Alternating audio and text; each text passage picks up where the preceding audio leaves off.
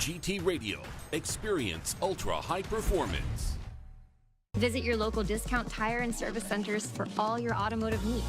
We're family owned, serving as your one-stop shop to have your vehicle running smoothly. We offer 5-star services and a price match guarantee. Plus, get 2 tires free when you purchase 2 select tires. What are you waiting for? Go online and schedule your appointment today. Are you ready to rev up your career?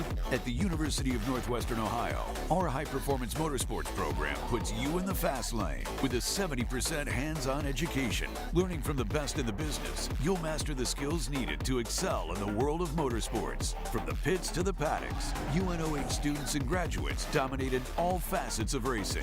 Turn your passion into a career at UNOH. Apply today at unoh.edu.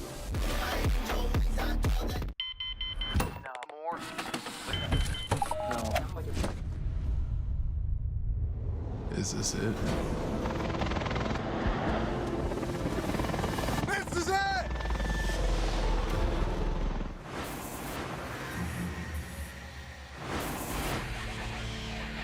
Welcome or welcome back. The continuation, we started with seating brackets 32, and now here we are. The top 16 at Old Bridge Township Raceway Park in Englishtown, New Jersey. Round 4. The gauntlet of 8 of the Formula Drift Pro Championship. We simply call this E-Town. You can see the number written on the track, the Crazy 8, the first ever purpose-built drift coliseum in North America. Welcome, and you're about to meet your top 16 drivers ready to do battle at the largest drift event here in New Jersey. Without further ado, if you could point your attention down at and close to the start line. You can see the young men and women in front of you have made a commitment to serve in our United States Air Force. So, if you could, honor their commitment and stand while Lieutenant Colonel Anderson administers the oath of enlistment. Down to you, Lieutenant Colonel. Thank you so much. Good evening, Drift fans. Before I swear these fine Americans into our world's greatest Air Force, I will say a few words.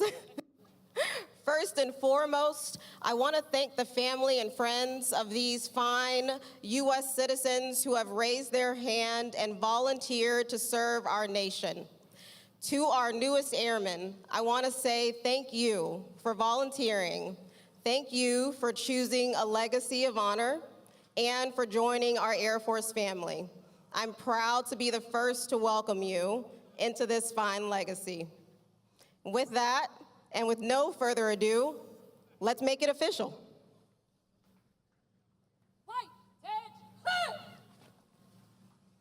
Raise your right hand and repeat after me. I state your name.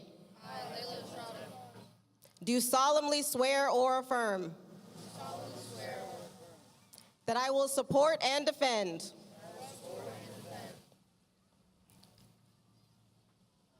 the Constitution of the United States against all enemies, foreign and domestic, that I will bear true faith and allegiance to the same, and that I will obey the orders of the President of the United States and the orders of the officers appointed over me, according to regulations and the Uniform Code of Military Justice. So help me God. Welcome to our world's greatest Air Force. Round of applause for, again, the young men and women. Thank you to Lieutenant Colonel Anderson. And now please remain standing and remove your hats. Presenting the colors is the Joint Base McGuire, and singing the national anthem is Natalie Carter Young. Right shoulder, punch. Goes, ready, cut. Present, punch. Oh, say Can you see by the dawn's early light what so proudly we hailed at the twilight's last gleaming, whose broad stripes and bright stars through the perilous fight of the ramparts we watched were so gallantly streaming, and the rocket's red glare, the bombs bursting in air, gave proof through the night that our flag was still there. Oh, say does that star-spangled banner yet wave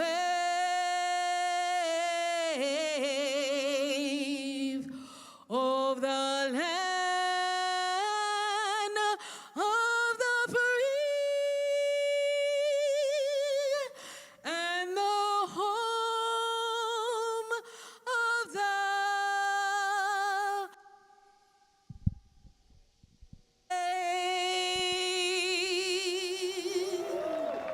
Thank you so much, Natalie Carter-Young, Joint Base McGuire, Lieutenant Colonel Anderson, and the young men and women serving the United States Air Force committing there again, getting their oath of enlistment. Are you ready to be your top 16 drivers? Let's introduce you to them with the first car parked and ready to send it.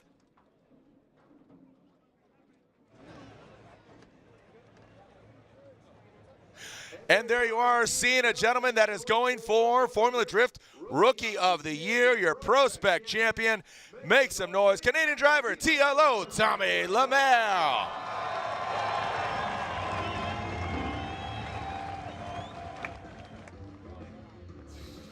Moving on down the line. Again, another driver going for Rookie of the Year. We'll see them do battle. In the United States Army, BMW, it is Connor O'Sully O'Sullivan.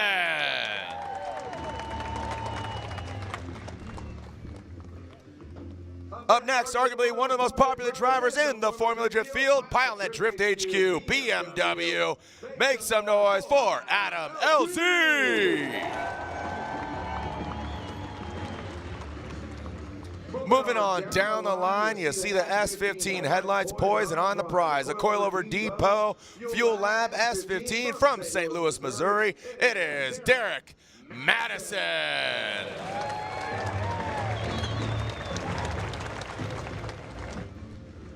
An OG since 2004 in his Gretty Motul Toyota GR86. He's on Kenda tires. It is the Goosh Ken Gooshy.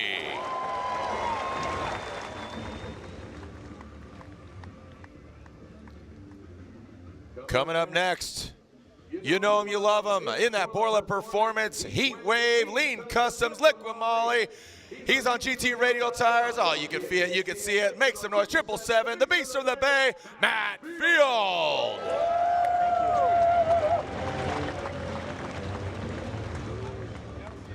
From the Pacific Northwest, in the Permatex GT Radial BMW, Dylan the Dozer Hughes.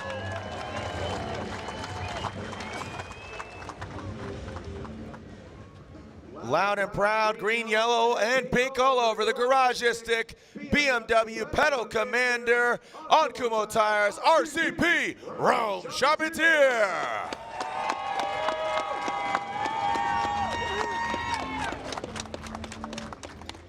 Second place in Orlando. He wants to get the win. He's got the momentum in the Mental Dom Kenda Tires Toyota GR86.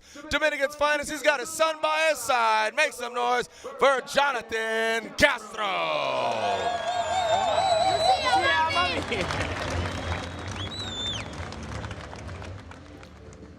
Carbon Kevlar in the corners and LS under the hood, the field suspension GT radial S chassis. Here he is, Odi Bakshish.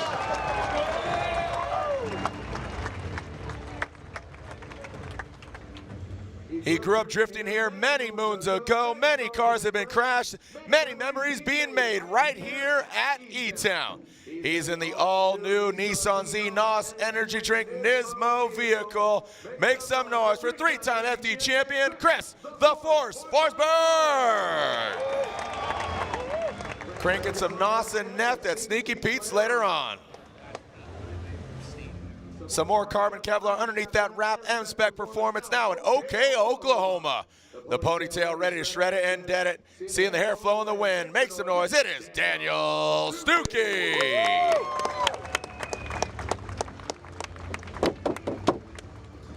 He is your defending and first ever four-time Formula Drift champion. Ripping in that AutoZone Mustang RTR Spec 5 FD on Nitto tires. It is James the Machine Dean. Thank you. Another multiple-time champion, three-time champion, winner at round 1 in Long Beach earlier this year, kicking off the season in that Rockstar Energy Drink. Toyota GR Supra on Kenda tires. Make some noise. It's Frederick, the Norwegian Hammer Asbo.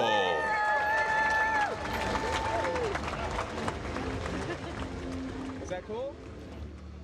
Most recent winner and the youngest ever to win a Formula Drift event. Coming to us from Japan, Injuku Racing, Jerry Yang Racing, GT Radial, 86, it is Hiroya Manoa.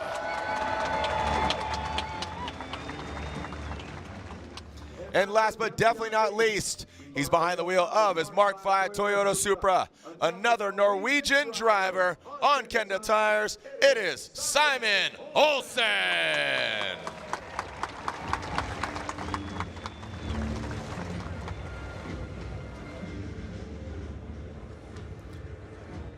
There are your top 16 drivers, and there it is, round 4 of the Formula Drift Pro Championship. Here tonight and on the podium, we will be seeing who wins here tonight, and will be at that halftime point.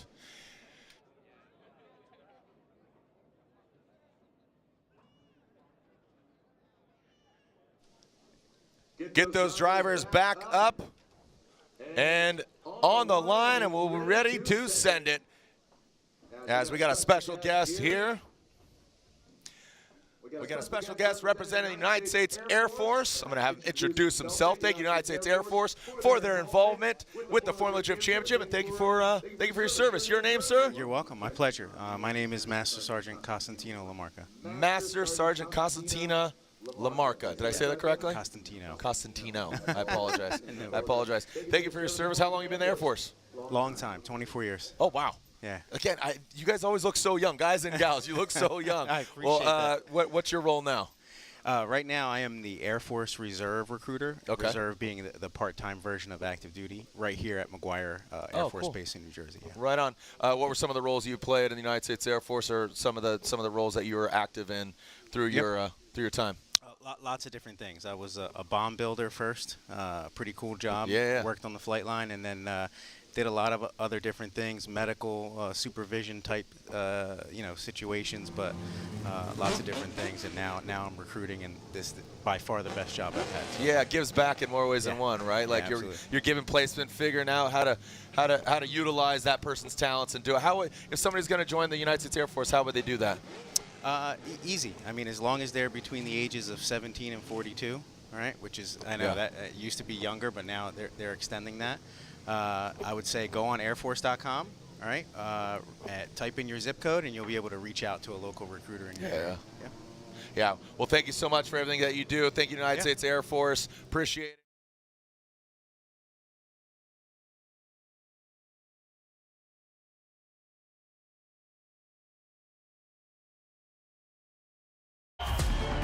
Welcome to New Jersey. This is the Gauntlet. The Crazy 8 is about to go down. Ryan Turk, he wants this. Right out of the gate, look at him pulling that front left wheel up. Frederick Osbo bathing in the smoke. Everything felt awesome. Forsberg initiates transit. Oh, Robbins goes hard into him, but Forsberg stays in it. Shanahan and Freddie, they bang doors, they bang back wheel. Whoa, buddy. Amanda Sorensen's doing it on her own. He's gonna try to bang the door of the three-time champ. Forsberg giving chase. A little fire. We're giving it our best, and yeah, delighted to be in the finals. Finals are here. Send it! Your winner here at E-Town is James Dean. Your points leader gets the win.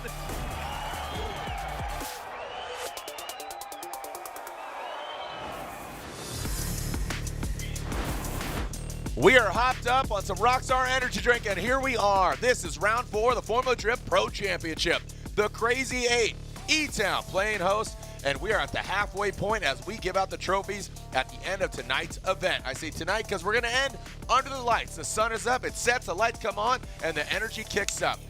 We started with seating bracket yesterday morning. We saw crazy weather. We're about to see some storms on track, lightning, thunder, all of it, but it's going to be courtesy of the driving of the cars. On average, 1,000 horsepower per car. Going to smoke and blaze the rear tires, and we whittled down from 32 to 16, and here we are. This is stop 4, the Gauntlet, here at E-Town, the largest drift event here in New Jersey. We have 3 previous rounds that all kicked off in April on the streets of Long Beach, where that gentleman and those gentlemen did battle, defending champ and a 3-time champ. 7 championships eventually between the 2 of them. Frederick Osbo won. Then we went on to Atlanta, the birthplace of Formula Drift. That was in May, Mother's Day weekend. Happy Mother's Day to James Dean, because he won. He came out on top, defending champion, got the top prize, doing battle in the wet. Of course, an Irishman and a Norwegian do battle in the wet, and one of them comes out on top, and that is James Machine Dean. Then we moved on to Orlando. A hero was born. The youngest ever to win a Formula Drift event at 15 years old. He was the youngest ever to podium last year at 14 years old, but the Japanese pilot wins in Orlando, with notably Jonathan Castro get his first ever FD podium, second place from Dominican Republic. That puts us here at E-Town in New Jersey. Our halfway point, we continue on to St. Louis, we go to Utah, we go to Washington, and end it back in Long Beach. This is the round of 16. My name's Jared Deenda. Thank you for joining us here, round 4. Bringing him in, my co-host, Jacob Gettens, host of the Outer Zone podcast. For more information, some more insight, be sure to check that out. But it's a great pleasure to be back here once again. Birthplace of drifting here on the East Coast, Englishtown Raceway Park. The likes of Forsberg, Tony Angelo, Ryan Turk, Von Gittin Jr., and many others cut their teeth here at this track, either in the parking lot or at the road course. This is Jacob Gettens. Right next to me, I'm Jared Deenda. We'll bring in Lorette Nickel. She is down on the ground and getting all the insight and all the heat on the street. Jacob, we saw 32 earlier. It started out slow, and then it ramped up real quick. But now here we are at 16. Yeah, it turned out to be an incredible top 32, and that's setting us up for one of the most wild top 16s we've seen in a very, very long time. The battles were nuts. It was just absolutely crazy to see the driver development and what everyone was able to do. Here, Manoa taking out Jonathan Hurst, who was actually on a heater, and then a massive win here for Derek Madison, beating Ryan Turk for a second time. Driver that had been struggling, coming to his own, and just absolutely crushing it. James Dean taking out Nick Novak, who was on a heater, doing really well, and we saw a lot of confidence coming into him, but just not able to follow through against the 4-time champ. And then this was a nuts one. 2 drivers that have been going to battle 8 times over the years. Frederick Osbo, Daigo Saito, and Osbo takes the win on that one. Moving into a battle that ended up being a one more time, which is a great accomplishment for Andy Haitley, but ultimately Odi Bakshi's able to just stretch those legs and put down that field suspension. And then maybe the most anticipated battle, at least for me, Connor O'Sullivan, Brandon Sorensen, head-to-head, nuts battle, just crazy tandem. And then I don't know, I wouldn't even call this one an upset, just a weird series of events here, and Connor Shanahan not able to keep the car running throughout the event, and Tommy Lemaire ends up taking the win. Yeah, Connor Shanahan admitted, he said the car shut down, having issues, and I think his sights are already set on St. Louis. He's had some success here before, but taking a look at our driver championship standings, every win you accumulate 10 points. So this right now, taking a look at Frederick Osbo, he leads the pack, and I believe that is at this juncture right now. Moment. So this is after 32 going to 16. So this is live driver championship standings. Matt Field, Sorensen, Forsberg, Adam LZ, Stuckey, top 10. And again, every win, Stuckey moves up into top 10. That's a big move, and we'll see if he advances on any further. RCP, Hughes, Gucci, Connor Shanahan sitting in 14th, Ryan Turk in 15th, but they will hold there, or will they? Because D-Mad, Simon Olsen, they're still in it, and you can see the rest of the drivers. TLO, Connor O'Sullivan, he is in the competition. Can they advance on? Sun is setting. The weather is cool. We had a beautiful halftime break. High fives and handshakes. Had a Rockstar Refresco courtesy of Frederick was over there giving them out. Really? Yeah, it was amazing. Dang, oh, He's just, there's nothing that guy can't do. Just everywhere. Just any job, he'll take it. Yeah. He's there. Yeah. If there was a problem, I'll solve it. Have a Rockstar Refresco, and I'll call it. Hiro Manoa, Derek Madison. This is our first battle of our top 16. Like I said, the youngest ever to Formula Drift podium. Derek Madison, these guys have never seen battle before. Look at the percentage. Hiro Manoa, in a short year and a half of Formula Drift competition, he was a rookie last year, 74%. Derek Madison, 32%. Made the jump from Pro Spec, which is the feeder series, coming into Pro last year. Debuted a new car halfway through the season last year, and it seems like he's hitting his stride. Yeah, and Derek Madison, I mean, he's on it. He's got that confidence. As we were saying earlier, this is his cup of coffee in the big time, ready to go. Derek Madison taking on Hiro Manoa, who's just developing in front of our eyes. I've never seen a driver who's adapted so quickly, changed his style, does it in between battles. It's wild to see, but Derek's on a heater. I mean, you take out a Ryan Turk, and you do it twice, and now, yeah, the confidence of that is wild, and that's something you can't put on a dyno, you can't weigh it, and you can't measure it, and that confidence that Derek's got might be the difference here. So we'll see what he can do. Yeah, I talked to Ryan Turk, what can you say to a driver that's unfortunately not here in top 16? I said, dude, I'm sorry. He's like, yeah, it just is what it is. You just feel a little defeated, but overall, it's pretty cool. Again, talking about energy, good energy is from the beast from the Bay, and Matt Field, that's what I'm talking about, is with the beautiful Red Nickel. Red, down to you. Hey, gang. So, Matt, the sun is dropping, temperatures are changing. How's that going to affect the cars and the driver? I know. I was looking for my heat waves right now because you put me right in the sun. You're welcome. I know. Thanks for that. Yep. I think this is one of those tracks where it doesn't change all that much. I feel like us drivers are calibrated. The teams know what they need to do. The changes aren't as severe as they are at other tracks. All that means that we can push harder. And you bet every one of us is going to push as hard as possible. So it's about to be a wild top 16. That's all I can say. Can't wait. Matt, thanks so much. Thank you so much. Again, there's Lorette Nickel, the other member of our broadcast team. Again, thank you so much. Happy birthday to Brie Lane. I know she messaged us and she said that as well. Again, we have these great fans. Drifting Mama, her sister there, doing some paintings. I mean, there's just a lot of good energy here.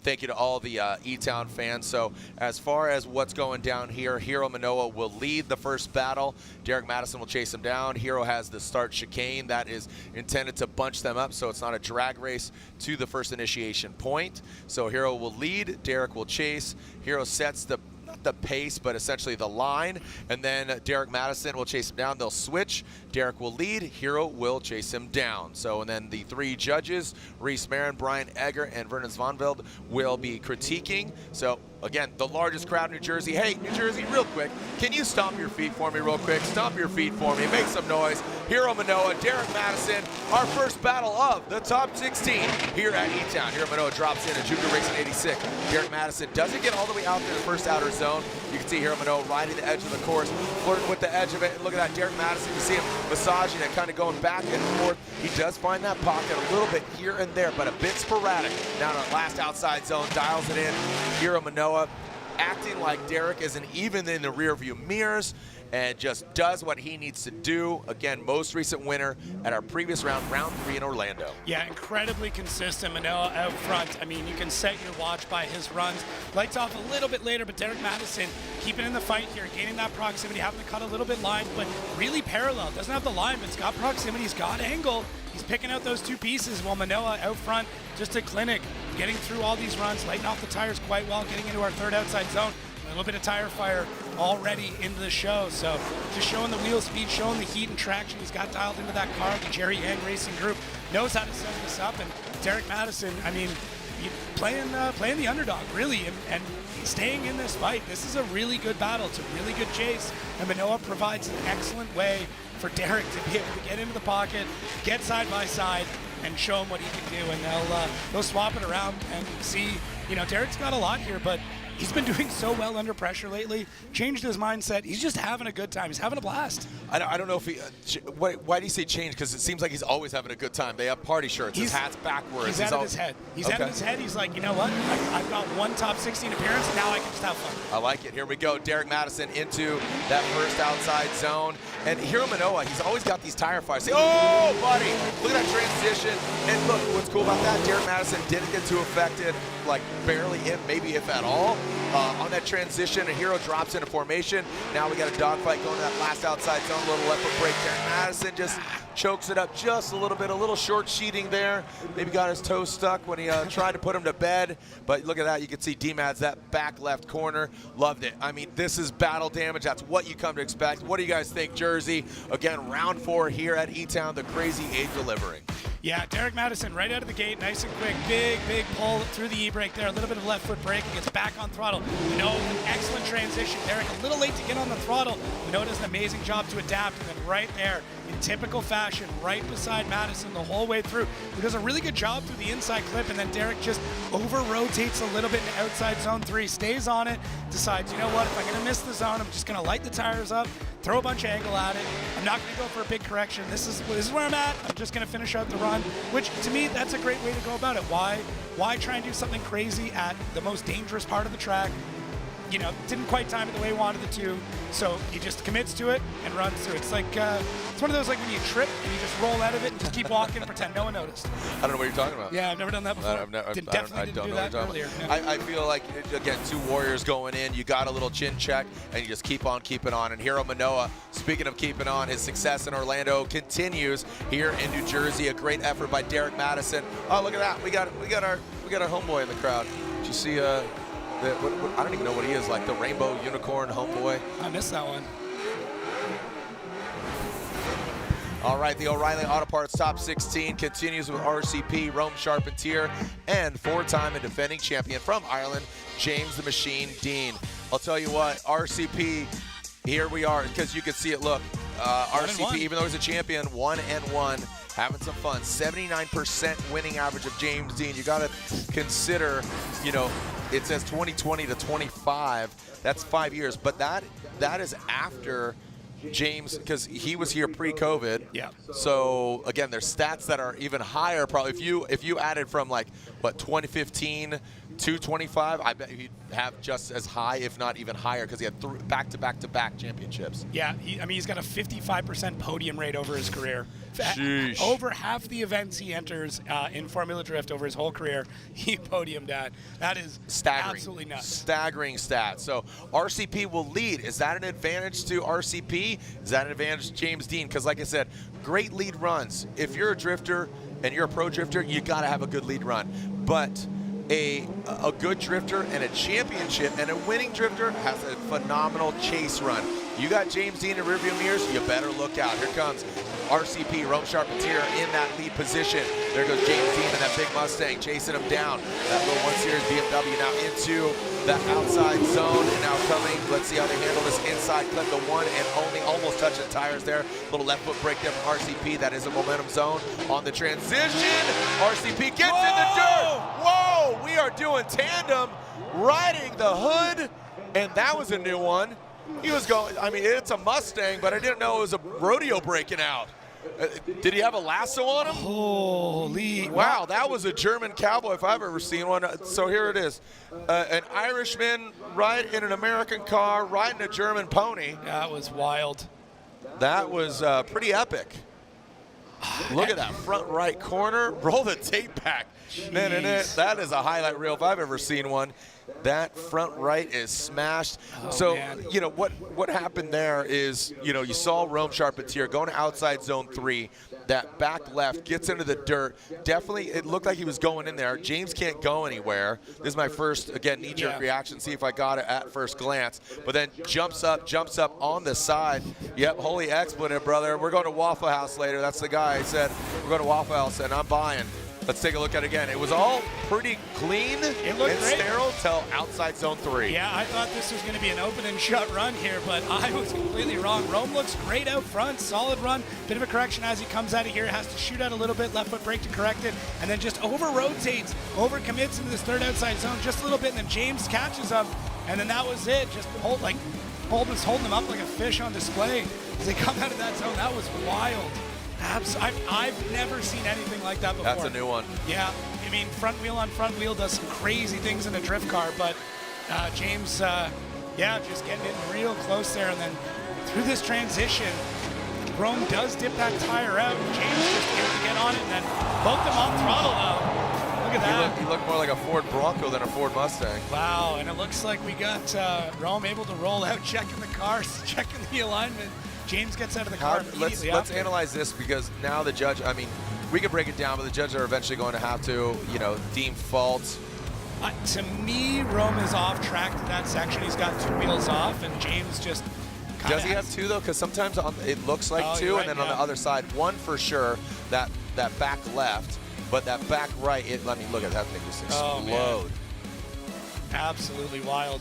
Yeah, I mean, at least 1 tire off for sure. I don't know if it went 2. We'd have to kind of take a look at maybe even a top-down view or see if there's another angle from the far camera to really understand what happened there. But judges will have to deem fault, understand how that's going to end up working when it comes to timeouts and stuff like that. But wow. Yeah, Excel, D-cell, you can't really see them because the sun is still up, but the judges are utilizing the Excel and D-cell lights. The Type S D-cell lights are on the windscreen on either side of them. And now what this is to assist in fault for contact using accelerometer. And again, very hard to see. You can see the green ones, but now that we're on the back. And Rome right there, you can see those lights go red in that zone.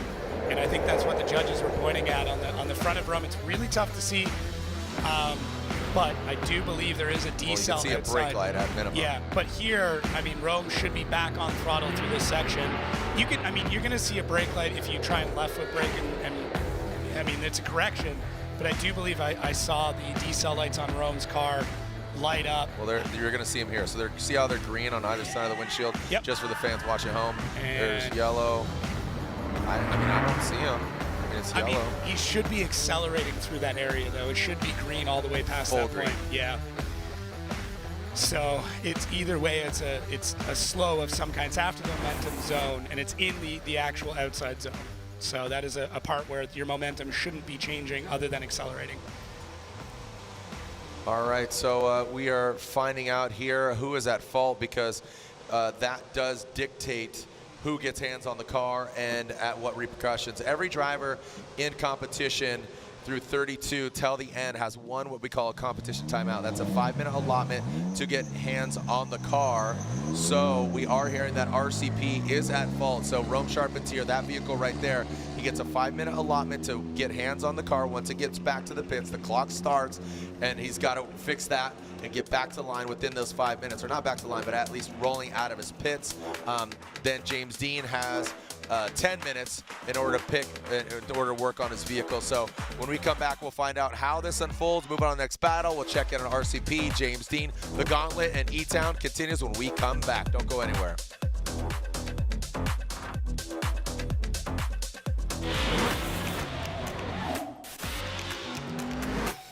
Drifting is not just a sport, it's culture, it's in our blood. Here we go, Andy Haley. Oh, he is riding that tire right on that white line.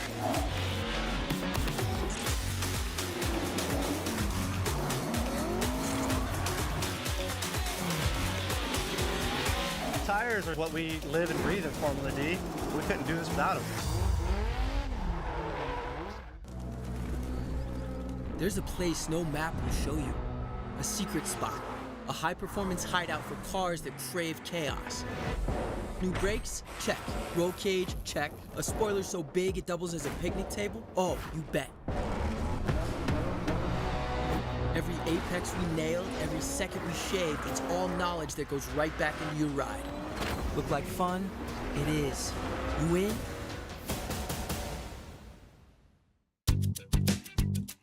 You've got questions? We've got answers. Need a pro you can trust? We have stores of that too. No matter what you need, our professional parts people have the training and expertise to help you do things right. Deep automotive knowledge. Just one part that makes O'Reilly stand apart. The professional parts people. O'Reilly Auto Parts. Welcome to Taco Bell. What can I get started for you? I'd like a 10-piece crispy chicken nuggets, please, and a Rockstar Energy Refresca. Pull ahead to the pickup window and try not to leave a trail this time.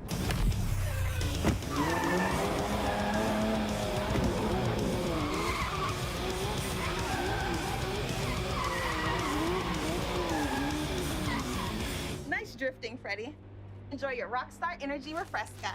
Thank you.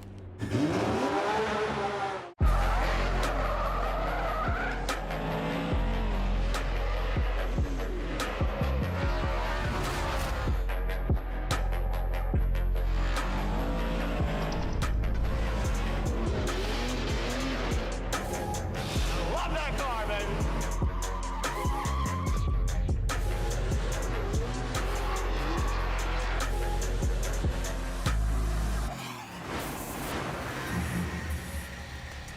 Drift is brought to you by Toyota. Let's go places. GT Radial. Experience the performance. Rockstar Energy, the official energy drink of Formula Drift. Kumho Tire.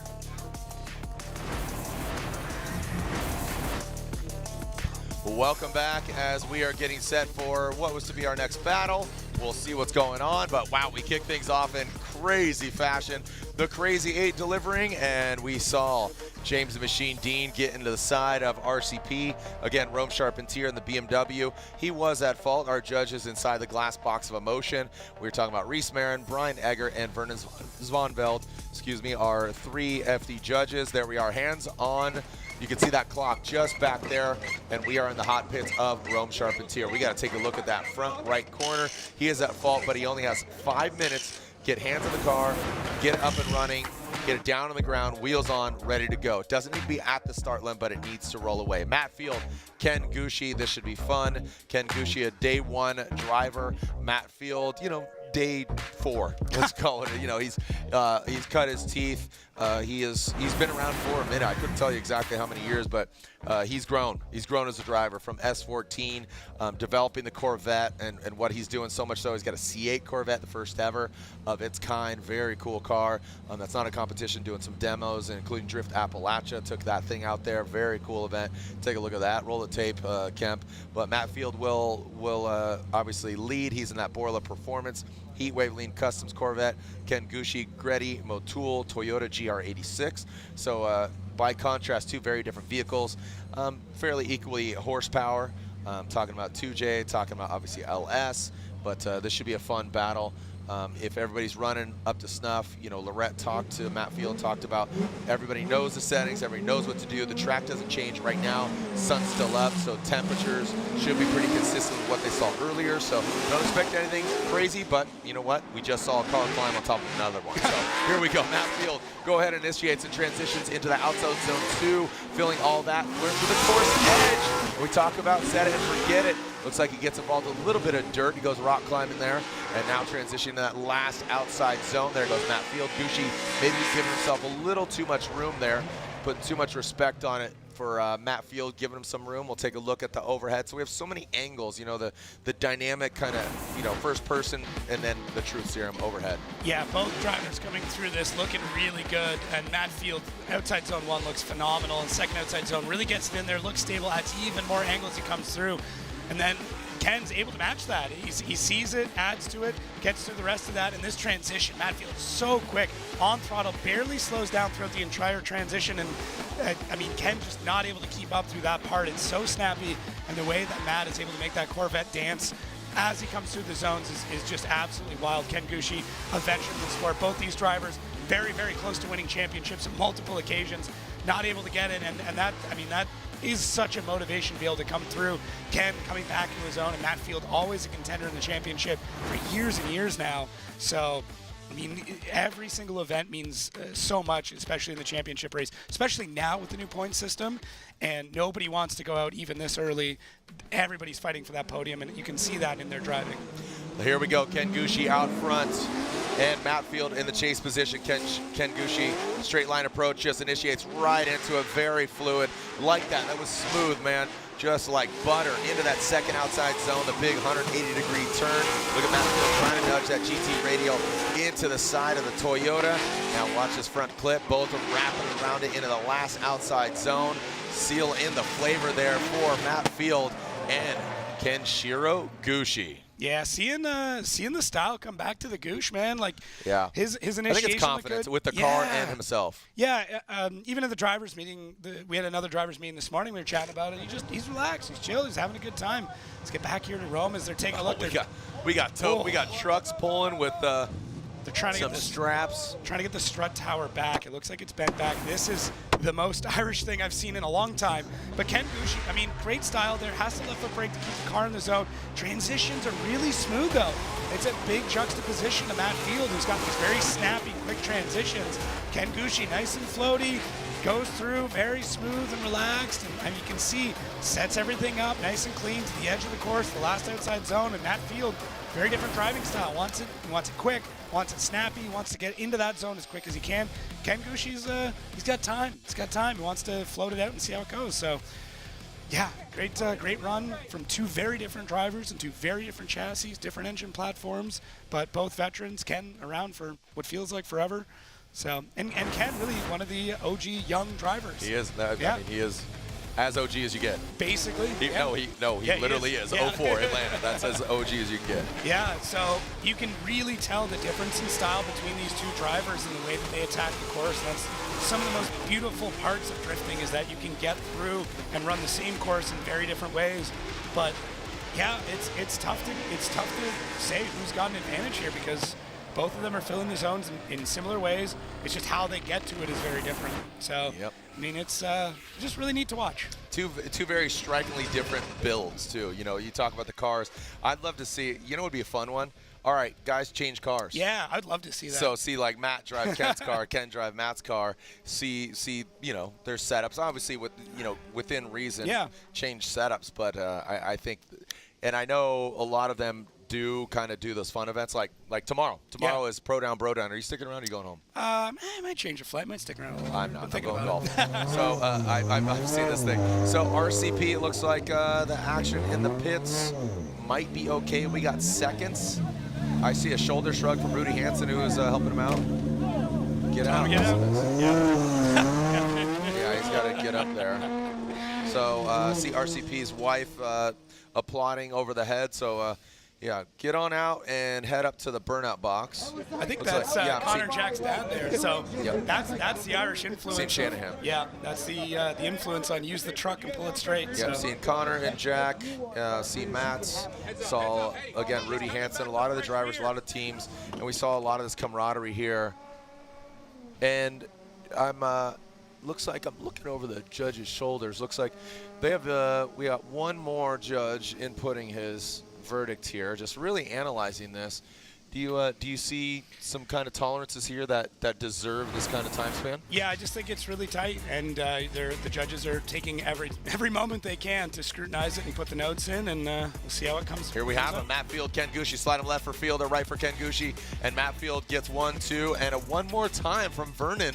So again, they were Reese is throwing on the headset there, and here we are taking a look at this.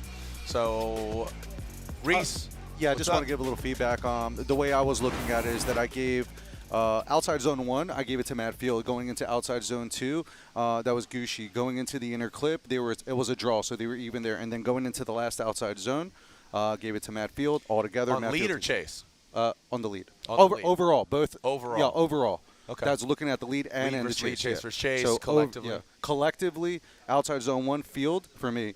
Outside zone 2, Gucci. Inner clip, draw. And then outside zone 3, Field. Field gets one. Okay. There you go. All right, appreciate it.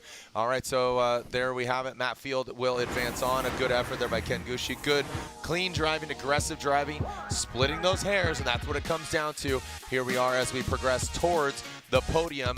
We'll find out what goes down with RCP, but just in regards to Rome, so Frederick Osbo, Dylan Hughes, the leader after 3 events. Frederick Osbo going for his 4th championship this year. You can see that the odds and the stats here. Out of 3 battles, Frederick Osbo is undefeated against Dylan the Dozer Hughes.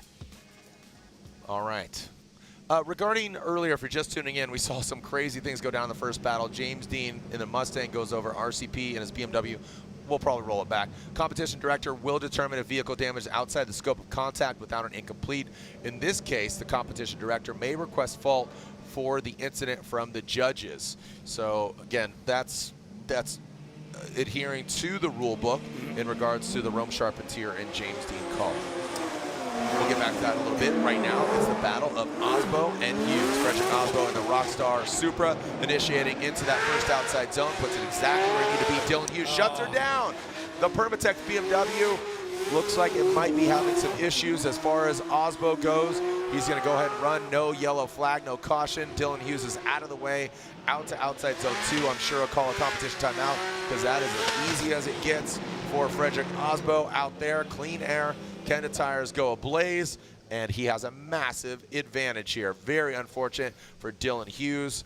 I'm sure we'll find out what went wrong, what went south, but that's a big uphill climb. Not only are you down, but you're down to our current points leader and 3-time champion, Frederick Osbo. Yeah, and that could be so frustrating for multiple reasons. I mean, when you're going against Freddie, you know he's heads up. You know he's going to put down an absolutely solid lead run. So when you're chasing that, you're just like, okay, cool, I can throw everything at this, and Freddie's just going to go the whole time, and I don't have to slow down. I don't have to do anything crazy.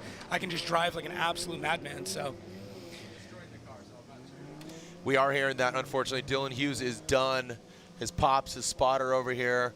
Don't know exactly what happened, but unfortunate for Dylan. All right, well, Throttle went down talking to his dad. Very unfortunate. This is what happened. This is how we kicked off our first battle here. James Dean, the defending champ. Watch this. Ready? I'm gonna climb a BMW today. Sir, you can't park there. You can't park there. Well, we'll park it. We'll be right back.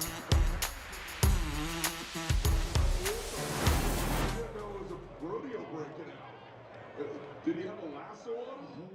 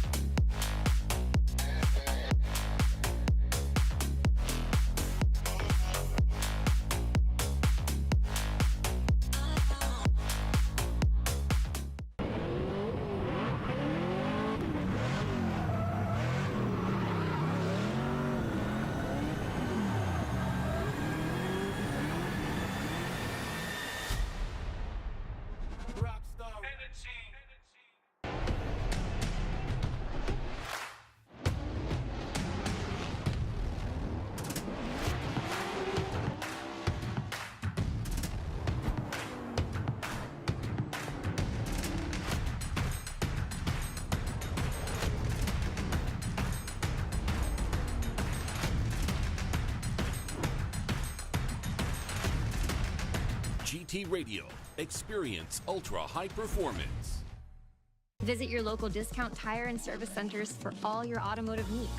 We're family owned, serving as your one-stop shop to have your vehicle running smoothly. We offer 5-star services and a price match guarantee.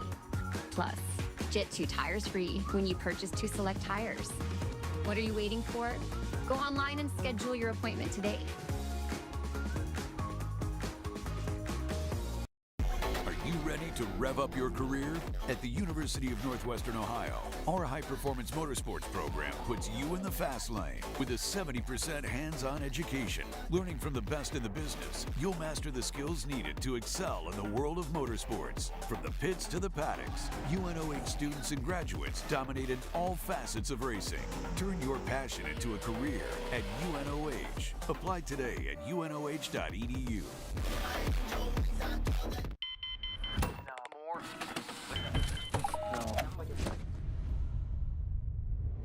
Is this it?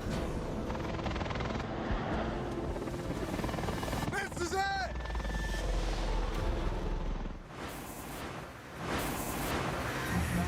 welcome back to round 4 of the Formula Jet Pro Championship, the 151. That's a sign of crazy because he is crazy.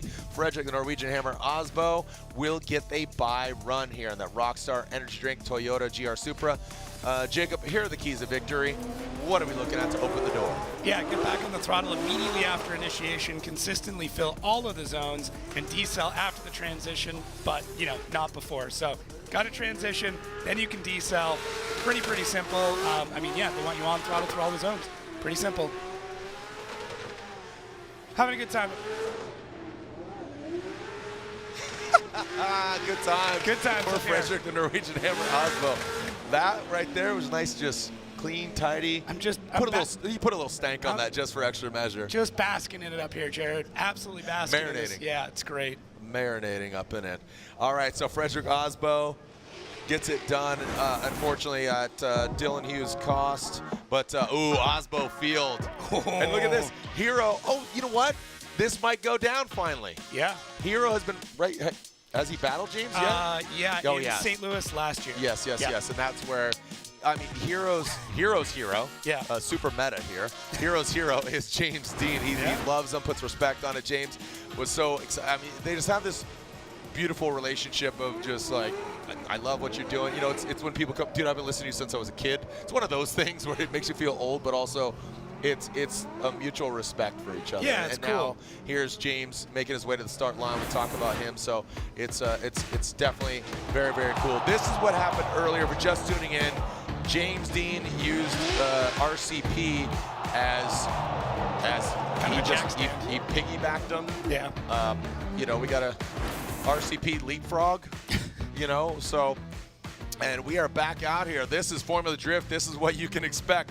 Carmageddon, as James Dean will now lead RCP giving chase.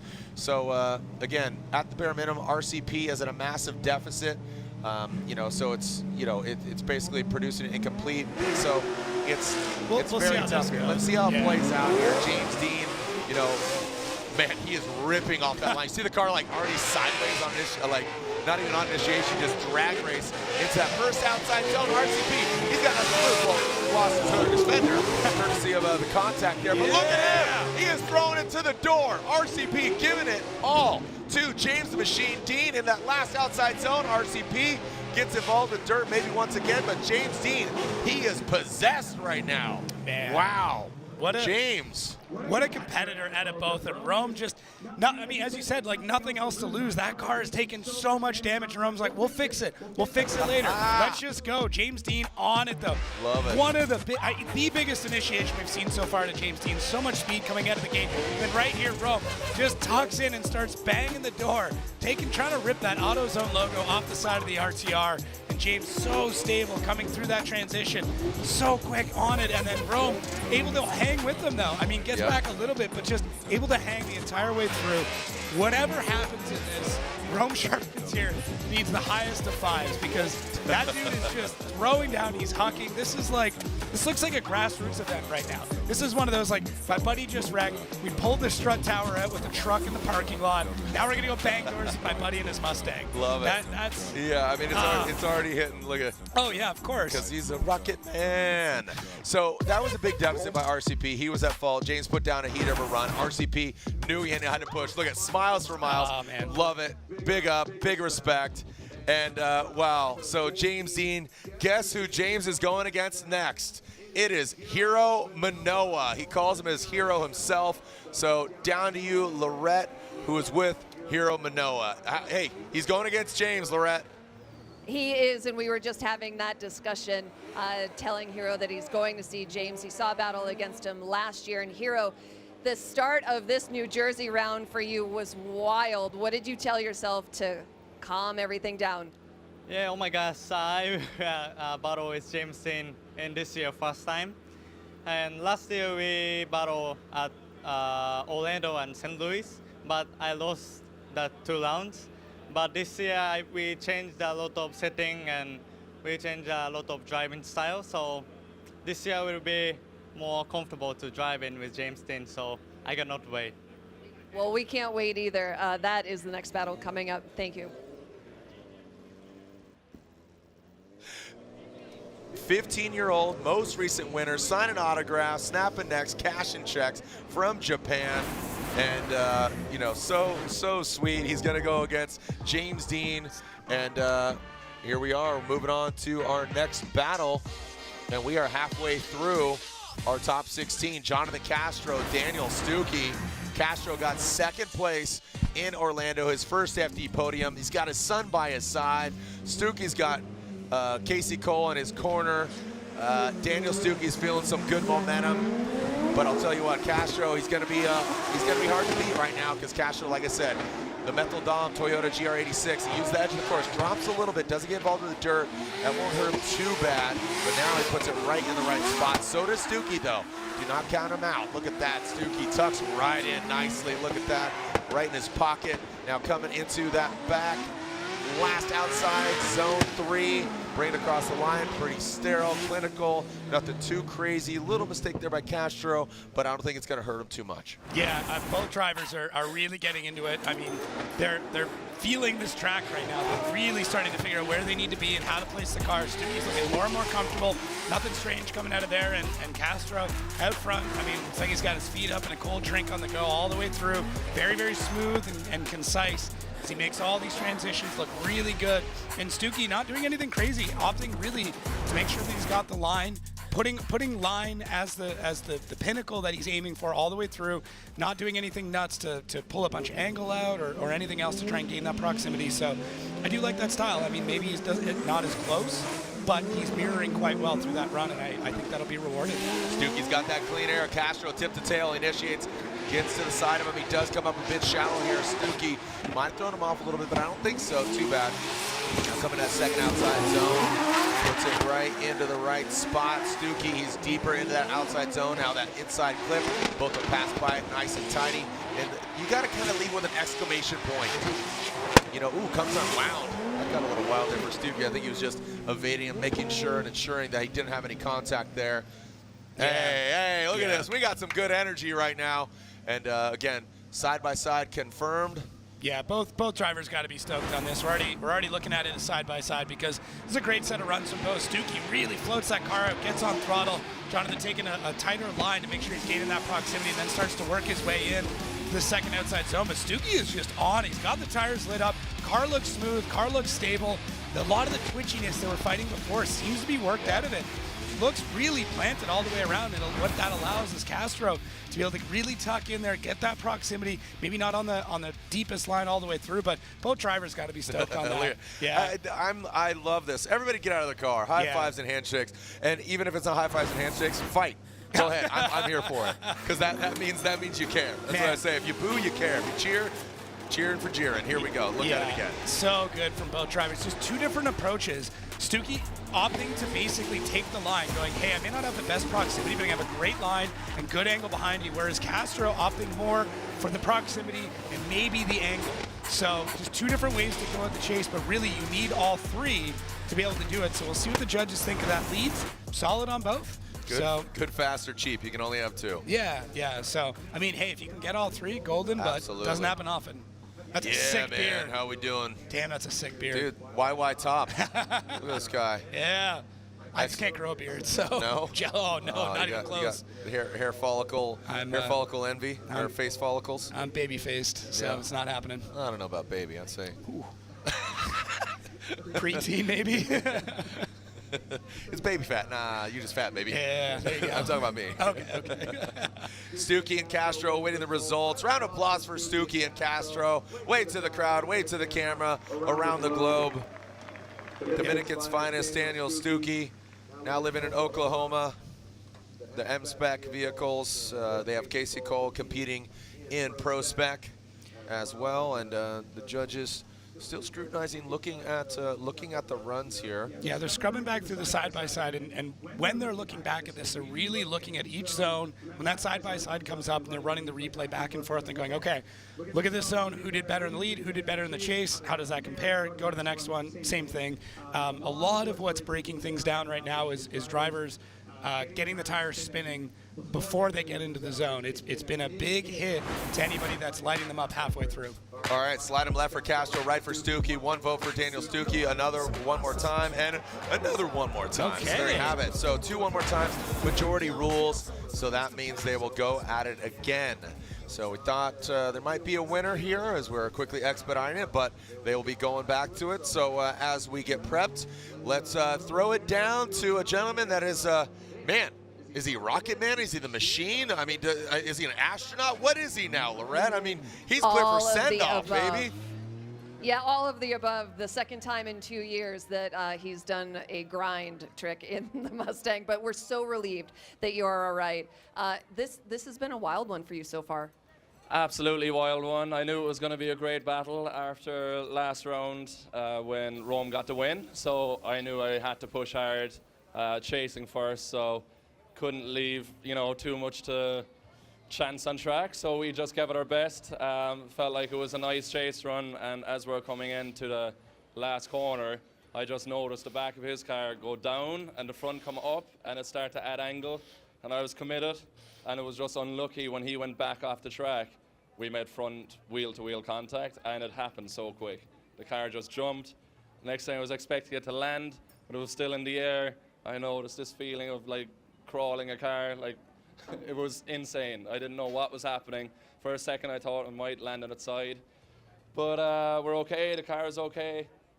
Double checking now again before a battle with Manoa, who's last round's winner, and insane.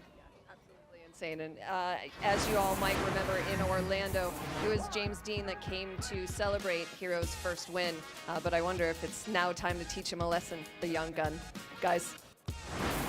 All right, Chris the Force Forsberg, Adam LZ, ready to throw down some Neff later on as Jason Jones is watching on from Barbados. He's cheering him on. Chris Forsberg in that all-new Z initiates into that first outside zone. Adam LZ drops into formation. Got a little precarious there into that first outside zone. Forsberg sets and forgets it. And then NOS Energy Drink, Nismo, all-new Z, and the Drift HQ BMW Intel. Look at that, Neff on the roofs, popping cans in that last outside zone, bringing it on home. Well done by both the drivers. Great placement by Chris Forsberg. Adam LZ in that BMW, very comfortable. You got to think he knows what to do here. He got 3rd place last year. He loves this track.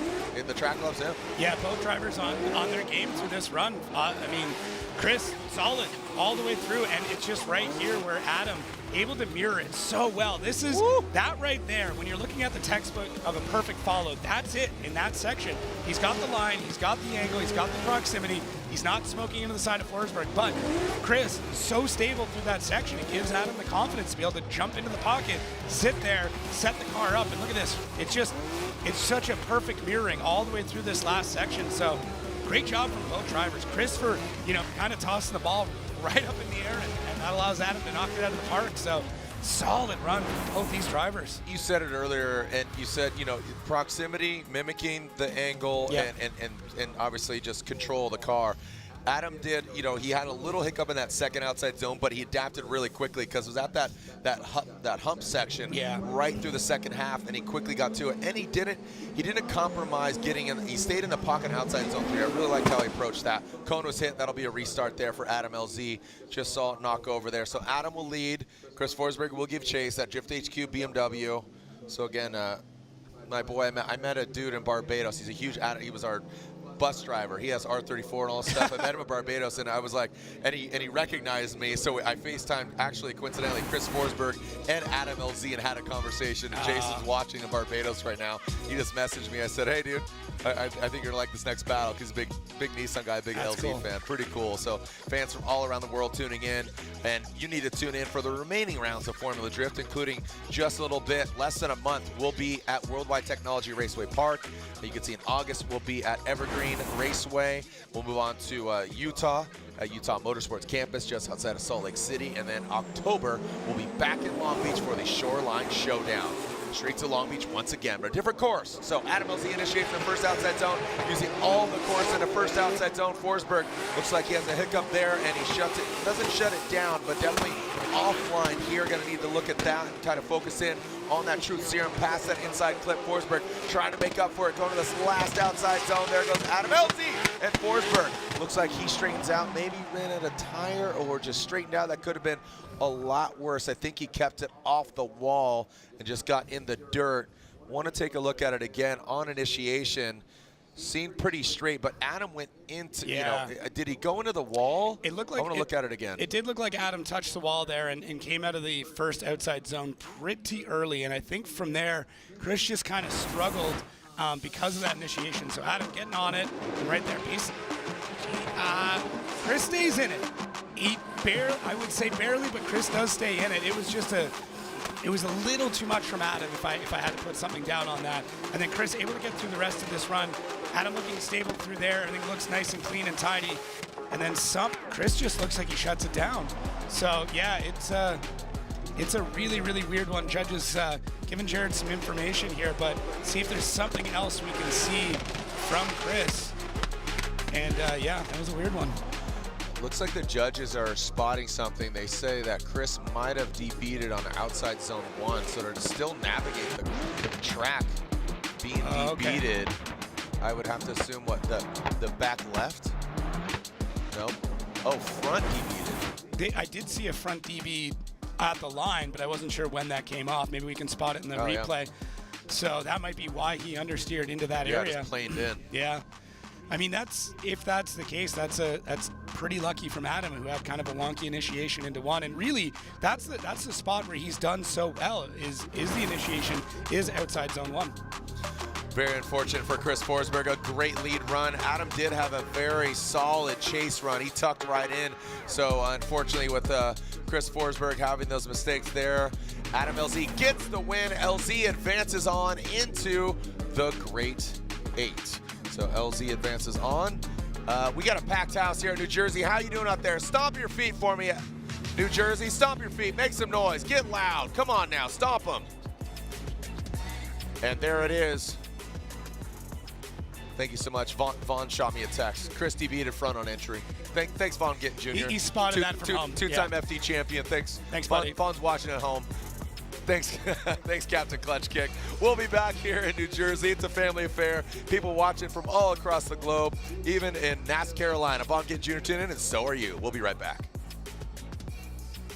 Link ECU, let's get it. We got the spiciest K-Series built. Supercharged Ford Eliminator engine. Oh, good old SR20. Link Monsoon is so rowdy. Naturally aspirated, 1,000 horsepower, LS-based engine. And then we're going to add nitrous on top of it. Running an S54 controlled by Link ECU.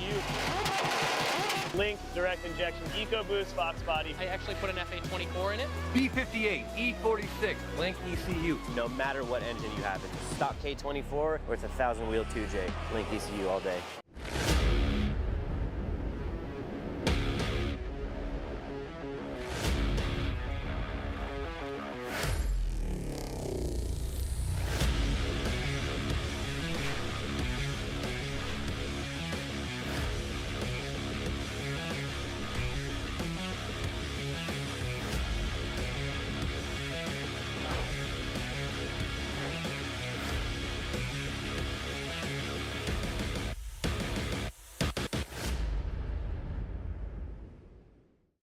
Ready to turn your passion into a career? At the College of Applied Technologies at the University of Northwestern Ohio, we offer exciting programs that put you on the path to success. From high-performance motorsports to hybrid electric vehicles, agricultural equipment to robotics and automation, we've got it all. With 70% hands-on education, small classes, and practical real-world experience, you'll gain the skills needed for a profitable and successful career in the skilled trades. Find out more at unoh.edu.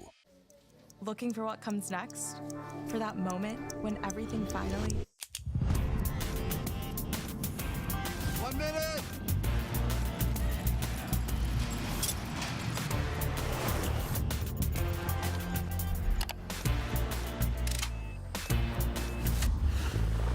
Whichever path you choose, it starts here.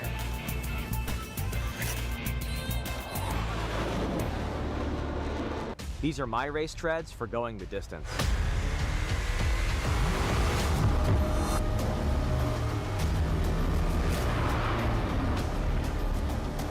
Race racetreads.com. Tires for every adventure.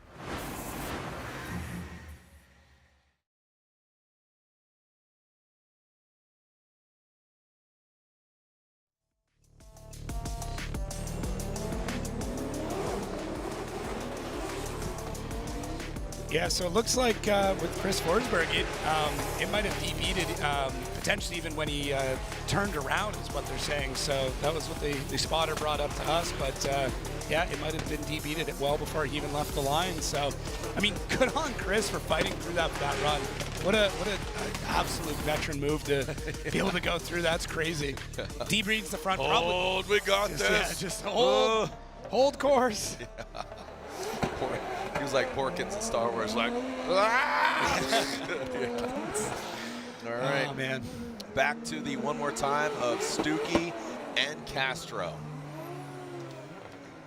Two more battles after this. Odie Bakshis and Simon Olsen, one-time teammates. And then finally, what is to be the last battle of our top 16, Connor O'Sullivan versus Tommy Lemaire. Two Formula Drift Pro rookies, making the jump from Pro Spec last year, the feeder series, up to Pro this year in our O'Reilly Auto Parts Top 16. These guys have never seen battle against each other.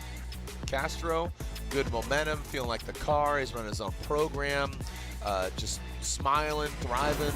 Yeah. You know, I don't think it's massive, the changes that he's made.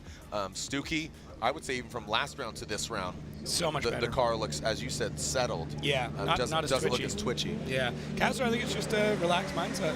Just not as stressed out and can have fun again. Feet in the sand, like you said. Yeah. Looks like the photo of him on the side of his trailer.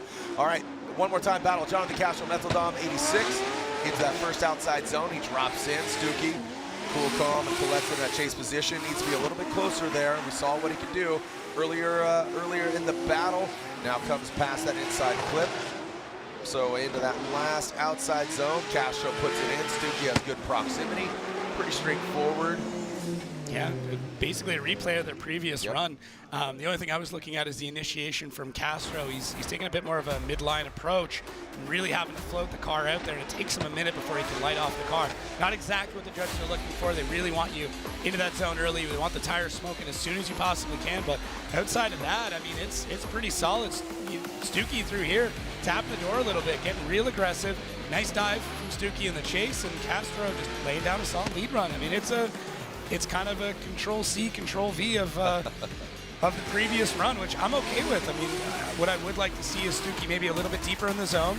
He's got that proximity, but needs to, needs to get a little bit further back in the zone. But what's funny, though, is he kind of changed it up, where Stuckey now opting more for the proximity as opposed to the line that he had before. We, won all three, but try something a little bit different, but both drivers just having solid lead, solid chase, and we'll swap them around. Don't leave it in the judges' hands. Do that X factor, either a rate to angle, placement of the car, rock solid. Don't have that wavering. Just set it, forget it, and like I said, don't leave it in the judges' hands. Here goes Daniel Stuckey out front. M-Spec Performance S-Chassis. Look at Castro. He initiated actually earlier than Daniel Stuckey. Now coming to that big 180-degree outside zone 2, that's what I was talking about. Getting into the dirt. Castro, look at him nosing in that 86, just diving in that Kenda tire on the side of Stuckey. Now in that second outside zone, Castro grips up, maybe almost. Ooh, that could have gotten really sketchy there for Castro. Again, coming off his first ever FD podium, second place in Orlando. What do y'all say, Jersey? Stuckey, fist pump. He's pumped on these runs, and I mean, I completely agree. He's really coming into his own and getting everything sorted and dialed. And it's so fun to see whenever a driver has a breakthrough like this. We saw it with Castro in Orlando, and I think we're starting to see it with Stuckey, where things are coming together. He's got this car going. Nothing weird is happening with it. He's just driving. He's putting down the line. He's getting the transitions done. And really the only difference maker right there from Castro, having that bit of a checkup and not able to really get into the zone through that section. And that might be the difference maker. But yeah, I mean, other than that, that's the only real mistake that I'm seeing out of this. Castro getting in there, and Stuckey just feeding the wheel a little bit back and forth, just trying to find the flow through the zone. Does a good job through the inside clip, maybe a little bit too tight on that. But micro adjustments. Yeah, that's what wasn't any big dramatic, like he hit a beehive. You see the beehive where you're saying, bees. Yeah, but he had the micro adjustments to feed the wheel. Castro just off a little bit on that last outside zone 3. Didn't see anything, but again, regardless, accumulation of 2 good battles. It comes down, so for those new, we had a previous battle. It was 2-1, but they said like to see him run again. Pretty close as far as driving placement, all of it. So forced to go one more time, or requested it. And here we are taking a look at our BC Racing overhead.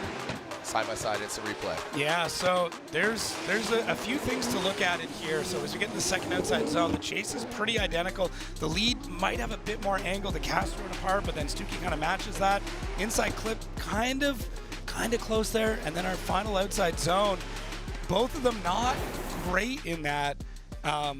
So I think it might just come down to who had a slightly better chase through the third outside zone. That's what I might be looking at, because everything else to me is comparable. But I mean, we get that look at it.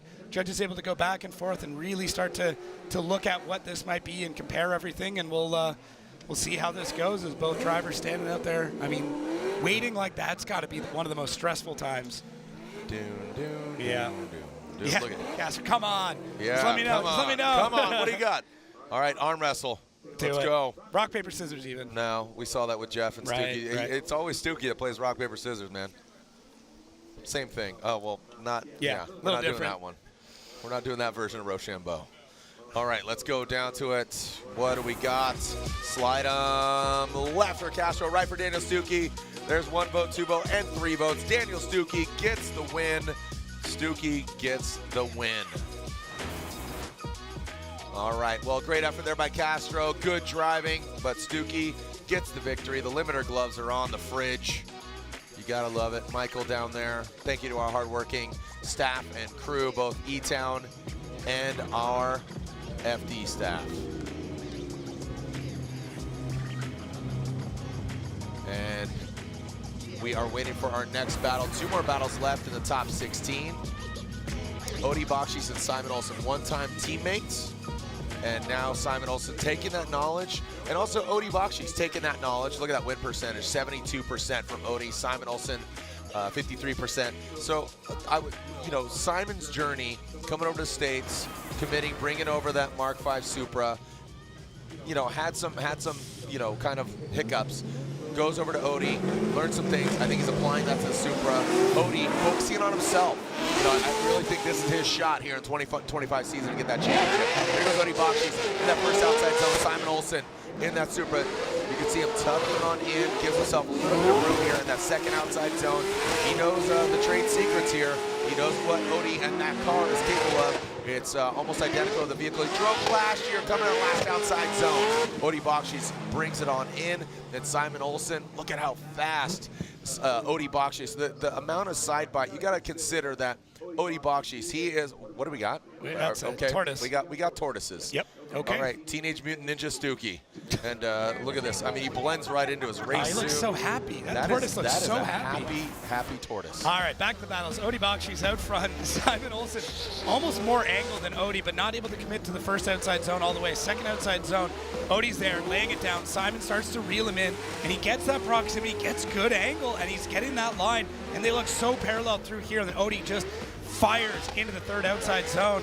But Simon, what I really like there is Simon follows the line and follows the angle, gives up a bit of that proximity, doesn't do anything crazy, and this is showing the maturity in a Simon Olsen where he's not panicking anymore. When things aren't going well, or things are not perfect, he's not freaking out. He's keeping his head and just going, okay, run. Odie's going to be fast, but I can still follow his angle and I can follow his line. And I think so many people get wrapped up, especially battling Odie, because he is so quick, and they try and dive in, they try to do something weird, and they mess themselves up. He's growing up, man. Also consider that Simon knows what's in the sauce on that camp because he was there. So applying, again, what he learned, that's where I was getting at with Simon, is applying the knowledge that he was, surrounded and marinating in last season. All right, here we go. Simon Olsen now out front. Odie Bakshis in chase position. This is where Odie shines. Talk about composure. Talk about chasing. Watch Odie Bakshis just tuck on in. He's going to try to grind the door of that Mark V Supra of Simon Olsen. Now transition in, GT Radio. We'll see if we see some evidence on the door. And tucks on in. Simon brings it across the finish line. Odie in tow in that field suspension. Again, the carbon Kevlar on the corners, coming to a halt. Do we have a winner? What do you think? No, I don't know. I don't want to know. I want to see him keep going. I mean, there's such a good duo. It's such a good duo. Yeah, and really Simon and the team getting the Supra dialed in and looking better and just kind of in its correct place is so cool. And Odie, look at this. I mean, Odie knows how Simon drives too. We talk about Simon knowing Odie. Odie knows Simon just as well, and it's it makes for really good battles. But right here, Simon stretches the legs on Odie, so it's not by any means open and shut. Like, both of these cars are really fast. Simon's team would know how quick Odie's going to be, and they're going to set the car up to be able to compete with that. So what I'm seeing here is both cars wicked up, really quick, gripped up, going at it. I'm not shocked by this side-by-side. So let's see. I mean, the leads were really good from both drivers. We get in the chase. Simon's actually got more angle than Odie does through that section. Odie has to back out a little bit, and we get into the second outside zone. Both of them following really close. Odie getting a bit more proximity, but I would argue Simon's got maybe a bit more line. Inside clips look all right. Odie was off just a touch, and then through this third outside zone, pretty identical, though Odie doesn't have as much angle through the third outside zone, trying to catch up. So show him who's boss, Odie. Wow, all right. This is we got some Odie fans, top of the bleachers. Yeah. Them bleacher boys rooting for Odie. This is interesting. This is Look at really, they aren't even making eye contact. They aren't even looking at each other. They know. I mean, these guys, one time I would just say, yeah, they're teammates, but I would say that Odie operated the vehicle or had the vehicle, and the knowledge that was there. So the judges review. We're gonna rap out about it and see what the verdict is, Odie or Simon. And we are tabulating, looks like. Yeah, judges taking their time with this. There is a lot to consider. I mean, it's a tough battle, but yeah, it's really, really cool to see how both of them are continuing to progress, pushing the sport, pushing the cars, getting better every day, and it's just awesome. Slide him left for Odie, right for Simon Olsen one more time, and Odie Bakshis gets the win. So Vernon and Brian Eggert saying Odie Bakshis, and Reese going one more time. It looks like he's conversing with the other judges. Reese, you said one more time, but the other guys? Yeah, the other guys ended up going with Odie, just having a way better. What we saw, first of all, we saw Simon going into outside zone 1. We saw that he leaves it a little bit early. All right, and then going into outside zone 2, the judges feel, Robbie and Brian feel that going into outside zone 2, we have better proximity. So we're going to see right here in this replay, you're going to see them come through. We're going to see them initiate, pay close attention. Odie does a good job going into outside zone 1. You can see Simon leaves it early there. Be going into outside zone 2, entering on the corner there, so that's on both of them. You can see Odie does a better job of being able to get into the pocket there like we're requesting, going into the inner clip. You can see the inner clip. I feel Simon actually does a little bit better on the inner clip, and then going into outside zone 3, the judges feel that Odie just had a lot more proximity. They definitely see that he came out of outside zone 1 a little bit early. I kind of feel that outside zone 3, the inner clip, were a little bit more on Simon's side, so I ended up going one more time overall, but judges decided for Odie to go through, so he moves on. All right, so Vernon and Brian siding with Odie Bakshis. He gets the win. We saw the fans doing their own tabulation. The stats there are saying TLO, Tommy Lemaire, over O'Sullivan. Tommy Lemaire didn't look 100% earlier in his Corvette. He was, when Tommy went against, it was Connor Shanahan. Yeah, who had the shutdown. Remember? Yeah. But O'Sullivan, I'm telling you, him against Brandon Sorensen, he was giving it all in that BMW. But TLO from Canada, he initiates in that first outside zone. O'Sullivan tucking in. Again, these guys both Formula Drift Pro rookies, making the jump from prospect to pro, hopping their way through that second outside zone. We don't talk enough about that jump. Middle of that second outside zone transition. And the last, here goes O'Sullivan surging a tap. A little late in the game there. Is it enough? Now snaps back. That Corvette almost goes across the nose of O'Sullivan. And they're going to make it back to the start line. Yeah, so Tommy Lemaire taking that main line right through the middle approach into the first outside zone. Connor not able to get quite as deep through there, and then starts to gain ground on Tommy Lemaire, who's really on it through the second outside zone, and Connor just not able to find the grip to really get in there. But through this transition, that's where Connor able to throw it in, making a really nice dive to be able to fill out the rest of the outside zone 3. Tommy looks pretty stable through there. Car looking a little bouncy over those sections, but keeps the tires to the ground, keeps the grip going. And Connor now has got to lay down an absolute heater. But I mean, a driver under pressure, he knows how to perform. This needle kind of went the way that I didn't anticipate. Right. Like I said, I thought TLO was going to have some hiccups, but Connor, well, watch this though. Hold my United States Army Cup as I'm going to go for it here. Again, we got America versus Canada, the BMW versus the Corvette. It's a hodgepodge of a competition as they go across that second outside zone. Look at, oh man, Osoli throws some more angle at it as TLO digs into that smoke. TLO on a tighter line. Osoli snaps back. Both these guys, they are pushing hard. They want to move on. Yeah. And again, the New Jersey crowd erupts with applause. Well done by both these guys. But like I said, Tommy didn't seem 100% in the previous battle against Shanahan, and Osoli was on it against Sorensen. Yeah, but knowing that, you make the adjustments, you make the fixes, and you learn. But Tommy, I mean, nowhere to be found through the first outside zone. Connor's crushing it. Second outside zone looks really good, and Tommy takes a little bit to be able to get back into it. He's on a much tighter line, and I mean, Connor just absolutely crushing out these zones. And as I said, he's a driver that when he feels like he's behind, when he gets a little bit frustrated, he just finds a little bit more in the car, finds a little bit more as a driver, and just so fast, especially for a car that's only 700 horsepower. He's finding everything he needs to get through these runs, and Tommy able to adapt pretty well through these, but I just never really felt like Tommy got into the groove on the run until kind of the last outside zone, but by then, too little too late and still on the inside. Get into the groove. Yeah. Get into the groove. That's what you got to do. And you can see both the vehicles waiting. These guys both going for Formula Drift Rookie of the Year. Hiro Manoa getting it last year. And he is just progressing. But let's take a look at it again with our BC Racing sideways. Yeah, really to me, I think it does come down to the chase on this one. So, I mean, Tommy really missing first outside zone. Connor could have done a little bit better through there in the second outside zone. They both take about the same amount of time to get into the pocket. Tommy gets a little bit more proximity near the end, and then through this last section is really when Connor takes the reins and has a good job in the proximity. But I mean, Tommy does as well, so it's tough. I mean, their chases both need just a touch of work. Need to clean it up a little bit. Their leads are there. It's just I think they're a little awkward in their timing. Tommy and we need some Wi-Fi. Yeah. TLO, we're looking over his shoulder trying to see what's going on. There is Stuckey. He's getting prepped for his battle. Daniel Stuckey will be going against Adam LZ in the Grade 8. Yeah. So we'll see. I'm surprised Tommy couldn't just put that up on the gigantic digital dash he's got in that car, full widescreen mode.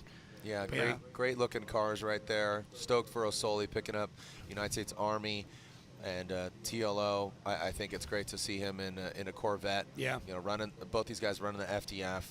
Josiah Fillets, you know, he's doing a lot of things up there in Canada, bringing those parts down. A lot of people running the FDF, and the variety of cars should be really touted and celebrated.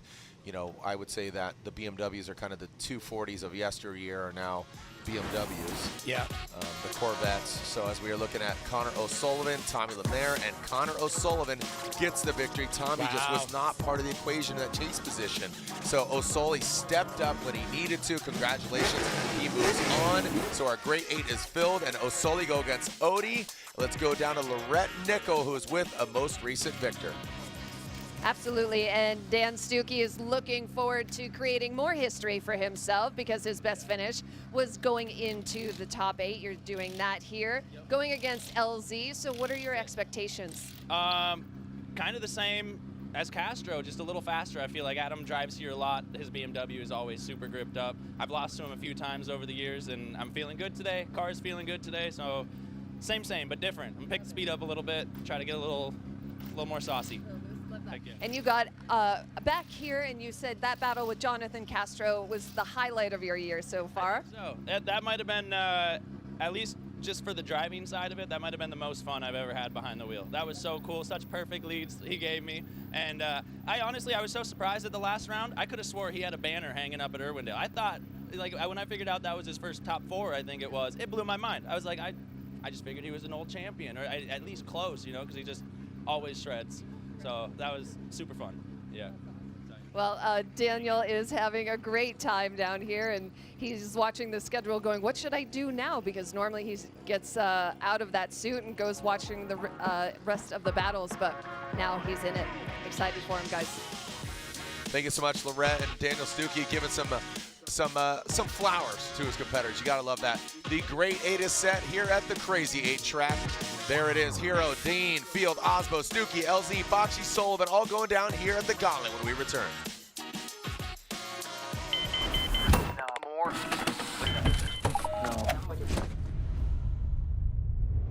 Is this it?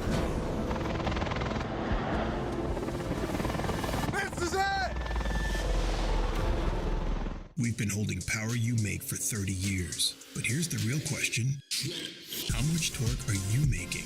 Because every single ACT clutch is rated by the torque produced at the crank. That's all your clutch cares about. Your power, your performance, your success.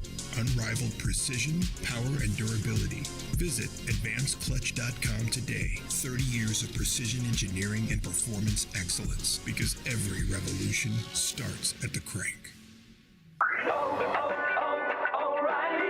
Check engine light on? There's an O'Reilly Auto Parts. Turn left, Tyler. Take the guesswork out of your check engine light with O'Reilly Veriscan. It's free and provides a report with solutions based on over 650 million vehicle scans verified by ASE certified master technicians. And if you don't want to do the repair yourself, we can recommend a shop for you. Okay, Tyler, let's go fix your car. Auto Parts. These are my race treads for when the road ends. These are my race treads for shredding the slopes. These are my race treads for setting the hook. Racetreads.com. Tires for every adventure.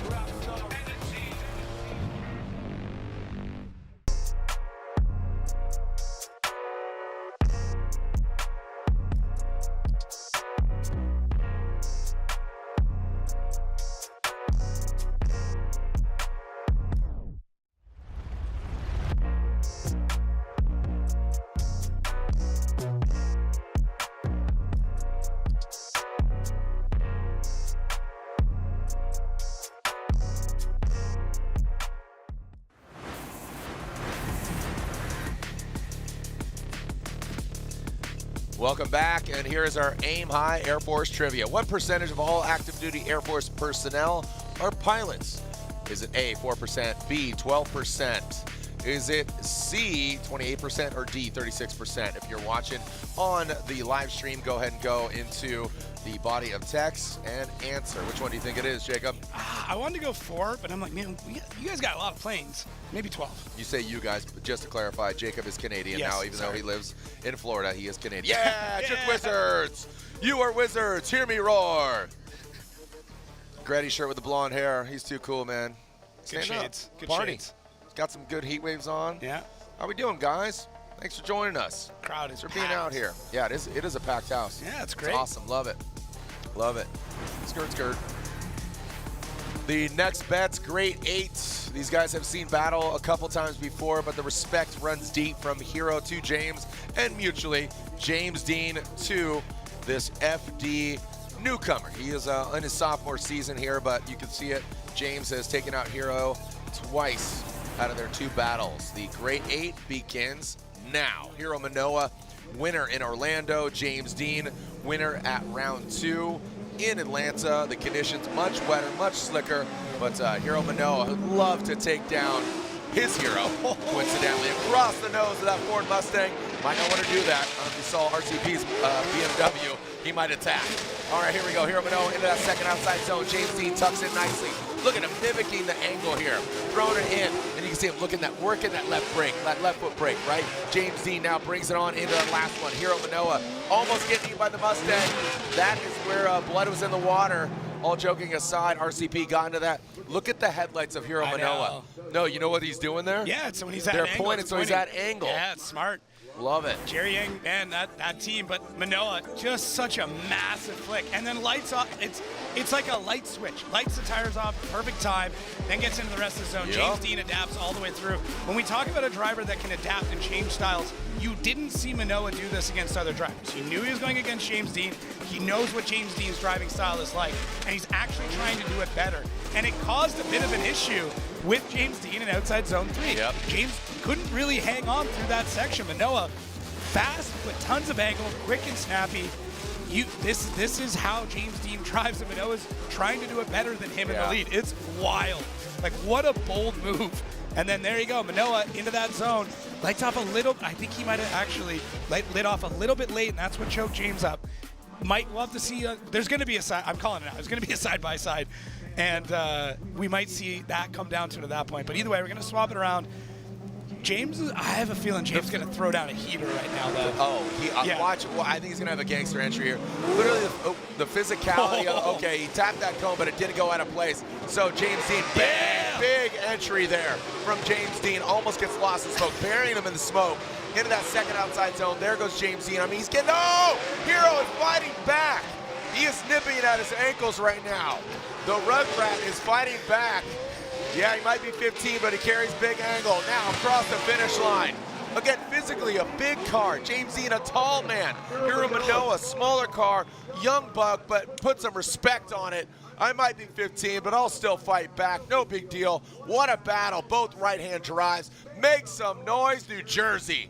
Hiro Manoa, most recent winner. James Dean, 4-time champ. What a great battle. New Jersey and around the world. Fans are tuning in. Let's look at it again. Called it, Jared. Absolutely epic entry there from James Dean, shaking off the youngster, chasing behind, and it takes a minute for Manoa to have to adapt to that. James Dean, every time that he needs to step up and do something wild, he's doing it. Normally he's got to do it in the finals, but he's doing it right now in the Grade 8 against Manoa, and Manoa's got to hang tight all the way through this. Dang, like absolutely crazy. As soon as he came off the line, I heard that engine fire up. Yep. On throttle, on limiter, all the way through it. James just banging through the gears to try and get away from Manoa. And then right here, Manoa just fighting back, getting into the side of the door, trying to knock the camera off the side, using it like a clipping point. Big transition, tons of angle there. Manoa's got to get back into the pocket. James Dean just a smoke bath coming up behind him. Look at how stoked he is. What an epic battle we just got to see here in New Jersey. Yeah, and it's just such a mutual respect there between the two drivers.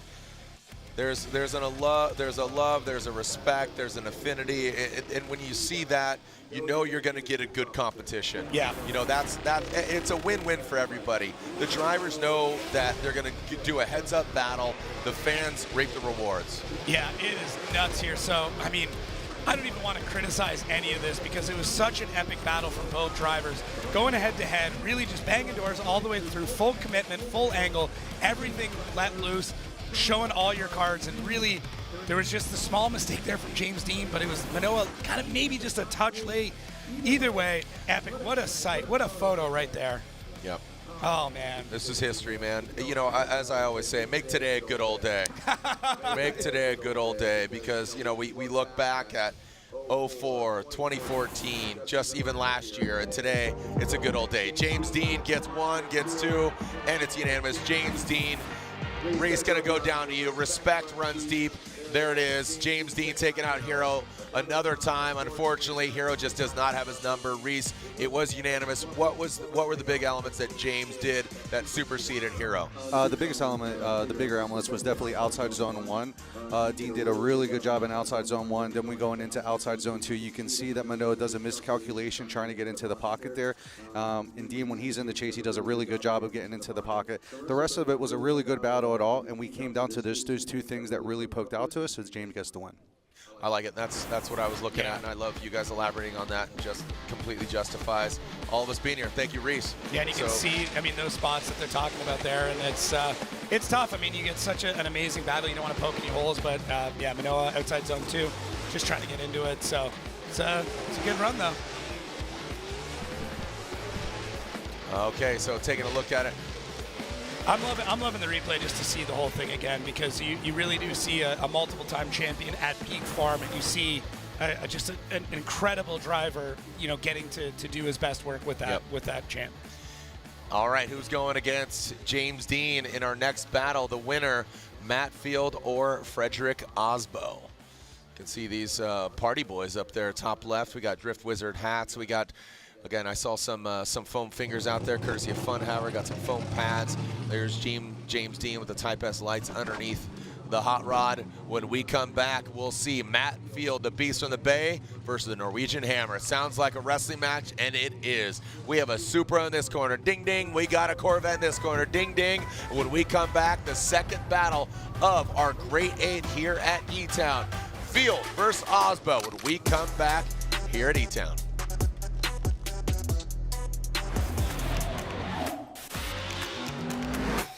Drifting is not just a sport, it's culture, it's in our blood. Here we go, Andy Haley. Oh, he is riding that tire right on that white line.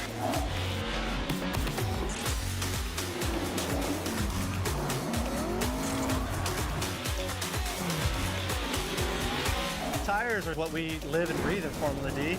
We couldn't do this without them.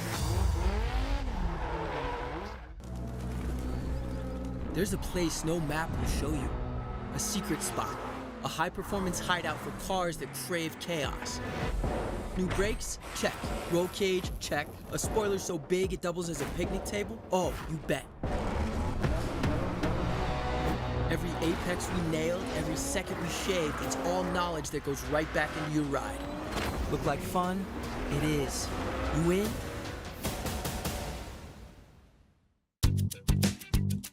You've got questions? We've got answers. Need a pro you can trust? We have stores of that too. No matter what you need, our professional parts people have the training and expertise to help you do things right. Deep automotive knowledge. Just one part that makes O'Reilly stand apart. The professional parts people. O'Reilly Auto Parts. Welcome to Taco Bell. What can I get started for you? I'd like a 10-piece crispy chicken nuggets, please, and a Rockstar Energy Refresca. Pull ahead to the pickup window and try not to leave a trail this time.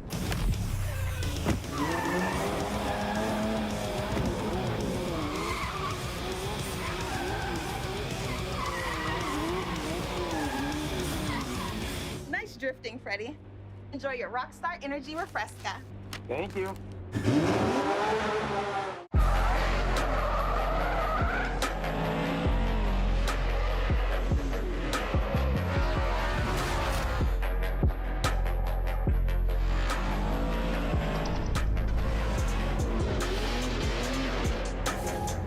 Love that car, baby.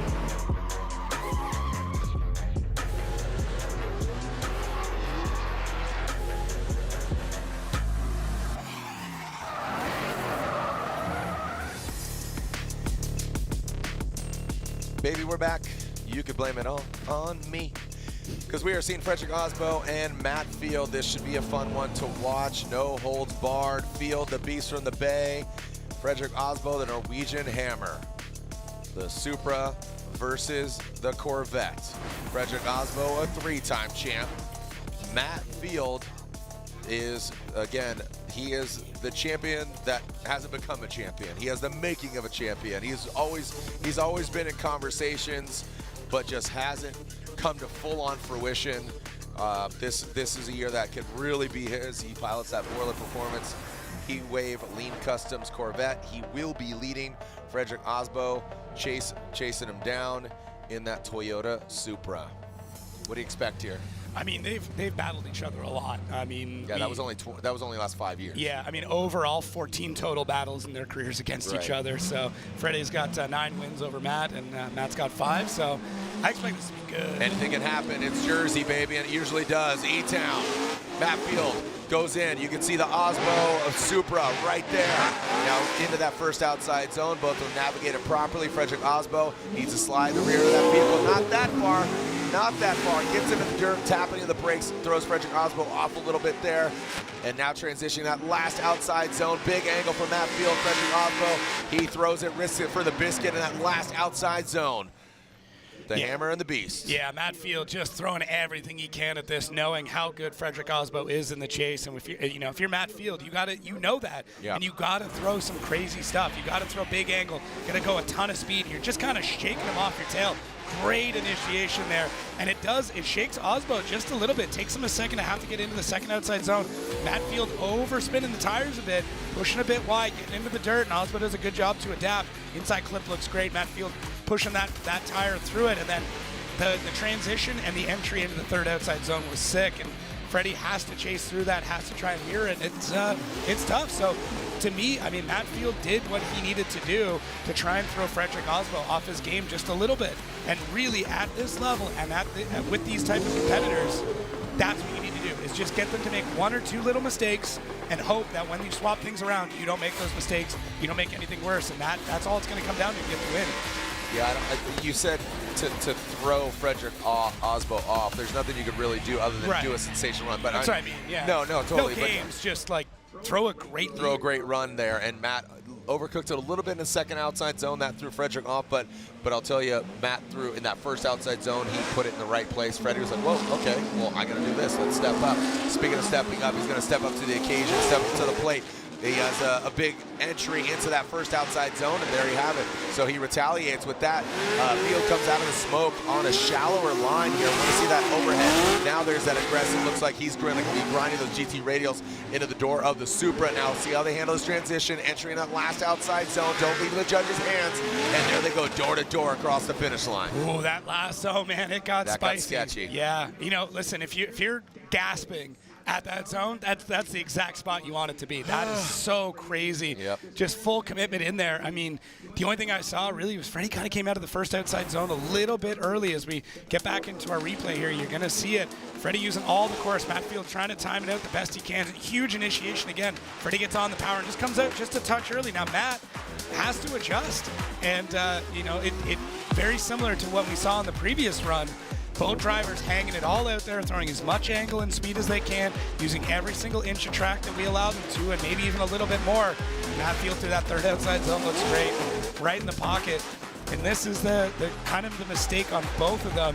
Matt Field not able to transition correctly, having to take more of a straight line approach to get back into the battle, whereas Freddie just deep into that second outside zone, looking nice and stable. Small left foot brake there as you see the brake light flash on for a moment. But third outside zone looks absolutely sick as they're just on the edge of the track all the way through it. Very impressive driving. Yeah. The confidence there, I'd call that a trust fall. It's a real team building effort.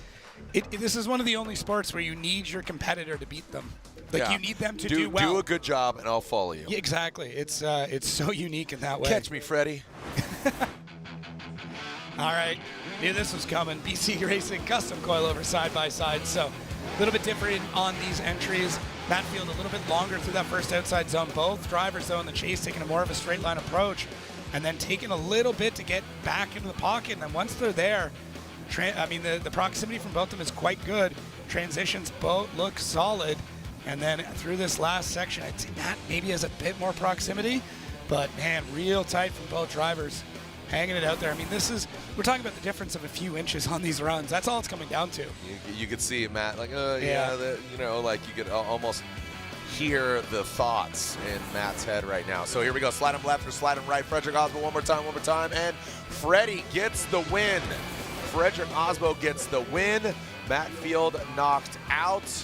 So Matt leaves the line. And again, we are looking at that. It was not unanimous. There was a one more time there, but Matt Field knocked out Frederick, advancing on into the Grade 8. So our points leaders 1 and 2, James Dean, Frederick Osmo, in the Final Four as we go to the other side of the Grade 8 bracket. Without conversing with the judges, what was the deciding factor for you as far as Matt not getting the victory? Yeah, I think just the maybe the large straighten that happened through that 1-2 middle section. in the chase. Yeah, that definitely could play a factor. Although in my mind, I would have leaned more towards the one more time, to be perfectly honest. Yeah, I would have gone one more time, but also not only that, but Matt Field went off course on the outside zone too. Exactly. In the lead position, the dirt drop going off. Frederick adapted as much as he could because that's, you have a whole half of a course left. Without conversing with the judges. So making a mistake in the lead, you can't blame anybody but yourself. Exactly. Adam LZ, Daniel Stuckey. Here we go. The other side of our Grade 8 bracket.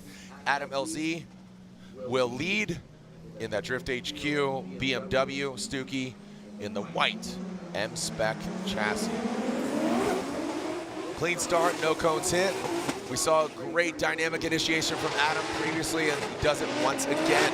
Daniel Stuckey, hopefully his spotter was in his ear telling him, look, this is what you can expect. There it is again, you just talked about it. You can only blame yourself if you go off course there in the lead run. Doesn't affect the attitude of the car too much, but it does disrupt, again, that chase car. Like, where are you going? I don't know if I can go that deep, but there we go. So crossing that finish line, LZ and Stuckey, and in the pit of Papadakis camp. Throw some fresh Kendas on. Yeah, at this point, the drivers are trying to find every little bit of an advantage. When you start to get this deep into competition, you're trying to figure out where can I gain a bit of an advantage. Adam LZ looks really good to that first outside zone, makes that correction, and does get a little bit deep to the second outside zone, dipping the one tire through there. Stuckey choosing to take more of an inside line to keep the proximity, to keep the angle, but not able to get the line. And then Adam looks really good through the third outside zone. You can tell just how fast that BMW is, able to get things set up. I mean, the team on Adam's end is knowing how to get this car set up. Stuckey probably understands the whole thing, and I mean, really, some of the best teams there as well. We've got two great minds when it comes to drifting and car setups going head-to-head as well. It's really, really neat. Oh, we got a lot of cones hit there. That was a big cone hit. There was no doubt. Yeah, saw that one Bowling from across. pins. Yeah. All right, so Osbo and Dean in the final four. Our points leaders 1 and 2, winners at round 1 and 2. And Hero knocked out courtesy of James Dean, so who's joined him? LZ, Stuckey, and then our final battle, the 8, Odie Bakshis and Connor O'Sullivan. You can see as the bracket shapes up. Stephanie, my wife, love you, babe, and I know Carlin, you're watching in Arizona. Thanks for tuning in. Thanks to all the fans for tuning in across the globe, including Tyler watching from Arizona.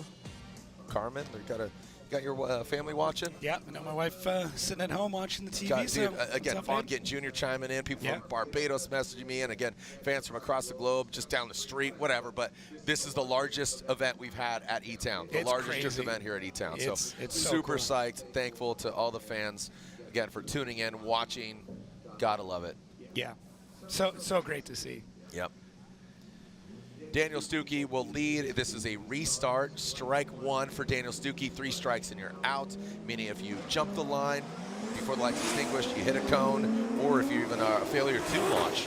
All right, but it looks like we got a clean start here. Daniel Stuckey out front, bringing in that first outside zone. LZ, looks like he had to kind of hesitate a little bit, bring it back in just a little bit, but Stuckey puts the car in the right place as opposed to Adam. You saw him get involved in the dirt here. Stuckey brings it into that inside clip. LZ can't even see him, like a magic show. Catch an early flight home from San Diego. Now in that last outside zone across the finish line goes Stuckey and LZ. Well done. Yeah, Stuckey, every run, just getting this car figured out, feeling more comfortable. This is the best driving we've seen out of Stuckey.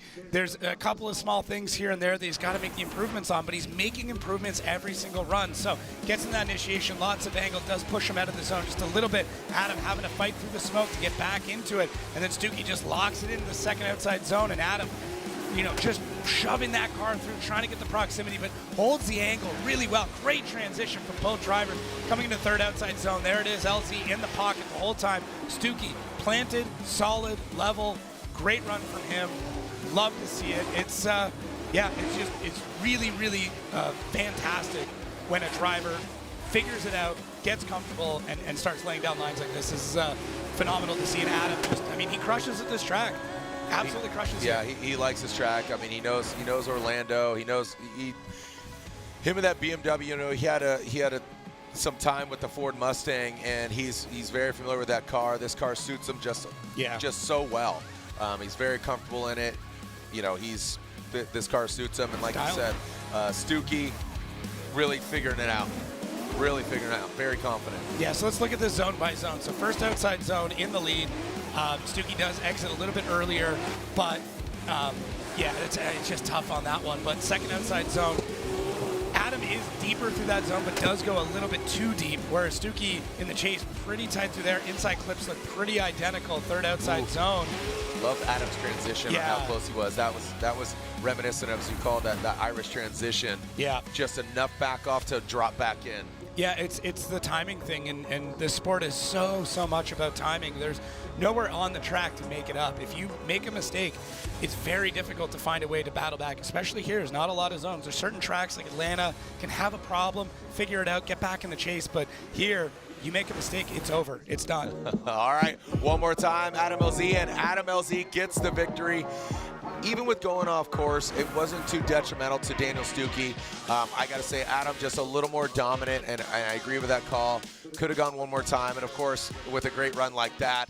But Lorette, what some great battles, and you're with Freddie. He's going against James. Is he going to hold on to that lead? That's the big question. Yeah, of course, that's the big question. And Frederick here in the car, and he's watching his battle against Matt Field. What were you learning there? This is all out.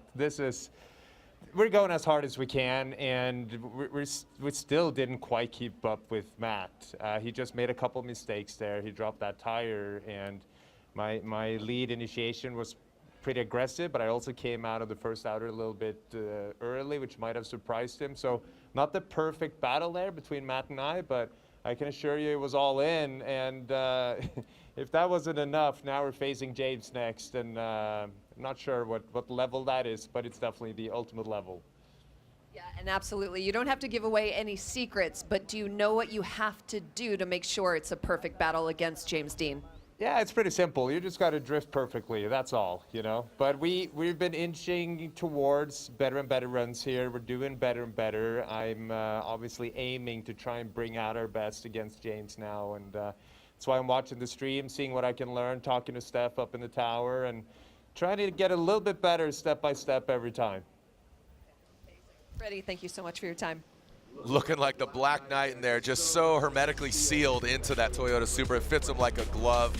Beautiful set here at Garden State. The gauntlet, wow, history will be made. I feel like gladiators. Is this medieval times? Where are the turkey legs? Where's the grog? Well, the party continues when we come back here to E-Town.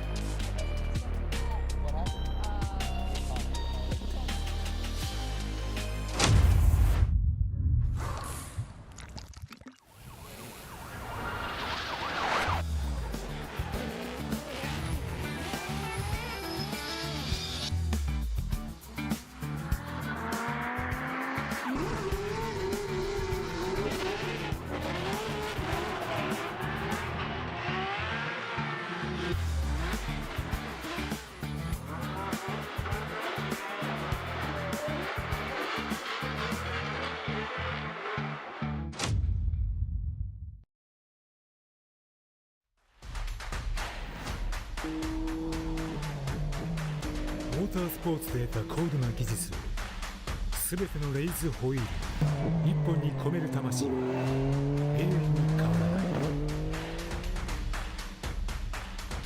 ビヨンド・ザ・レボリューション The concept is racing。Made in Japan. Breed. New Fast Orange Body Wash was formulated specifically with mechanics in mind from the #1 brand in heavy-duty hand cleaning. You never know what you're getting into when you're working in the shop. The new body wash takes care of everything from my dirty hands, arms, and face to simply make me feel clean all over. Tiny wax beads help get the toughest dirt out, while also taking care of the strongest automotive odors like fuel, oil, and exhaust too. It's ideal for those areas of skin that are exposed to grease and grime during the day, but gentle enough to use all over your body. Find new Fast Orange Body Wash at O'Reilly Auto Parts.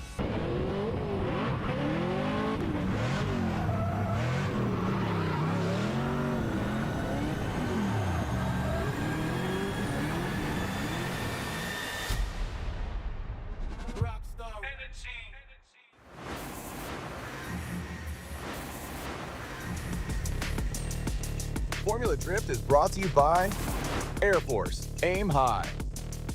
Type S, official lighting sponsor of Formula Drift. Lights, camera, power, fun. GT Radial, experience the performance. And Fast Orange, the official hand cleaner of Formula Drift. Welcome back to the action here. Odie Bakshis, Connor O'Sullivan, our final battle of the Great Eight. We got fans watching from Egypt, Trinidad and Tobago. We got fans from all across the globe.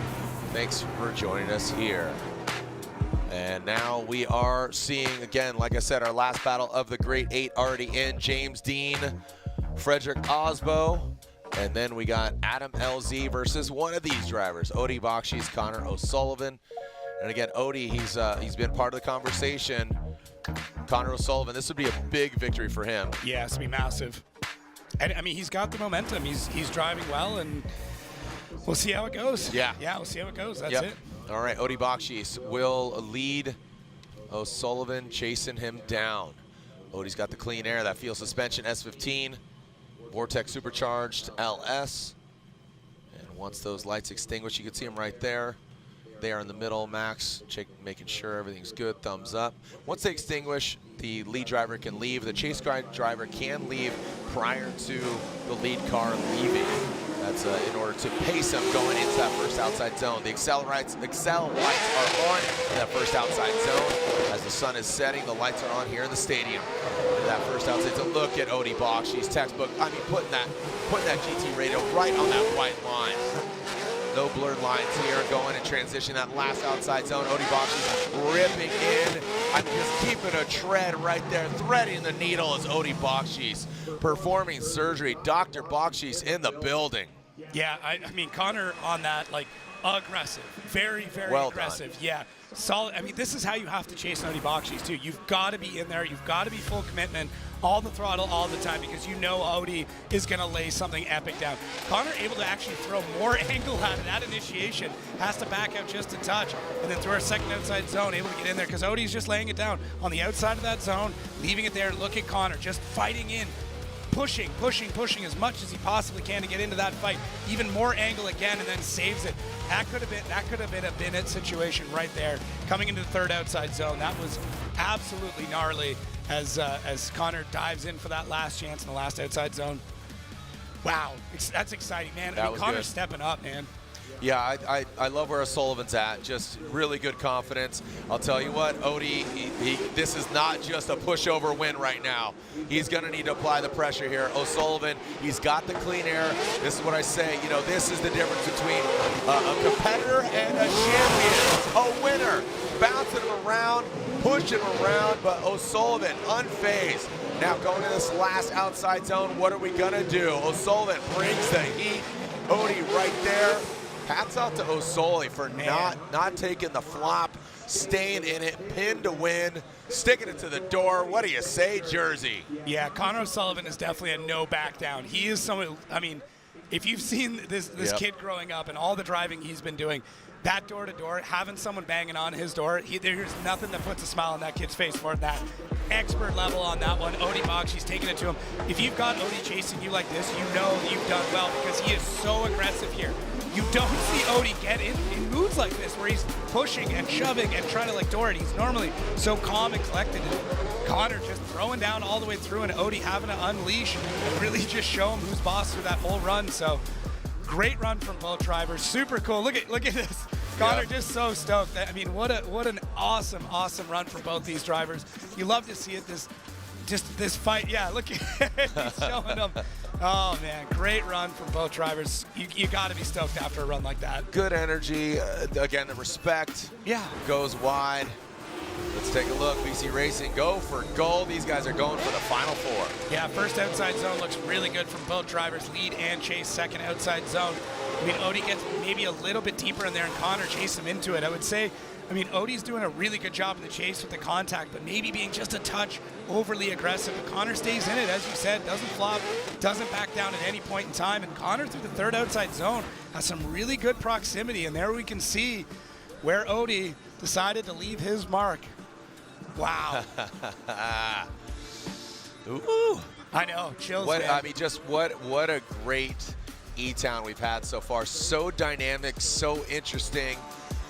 You know, from the weather, from the battles, pro spec, you know, just seeing James and Hero, seeing, you know, RCP even fight back, getting mounted by the Mustang. Yeah, it's crazy. Here we go. Slide him left for Odie Bakshi's right for Connor O'Sullivan. O'Sully takes down Odie Bakshi's. Wow. There it is. O'Sully, the FD Pro rookie, takes down the vet Odie Bakshi's on his freshman season. Wow.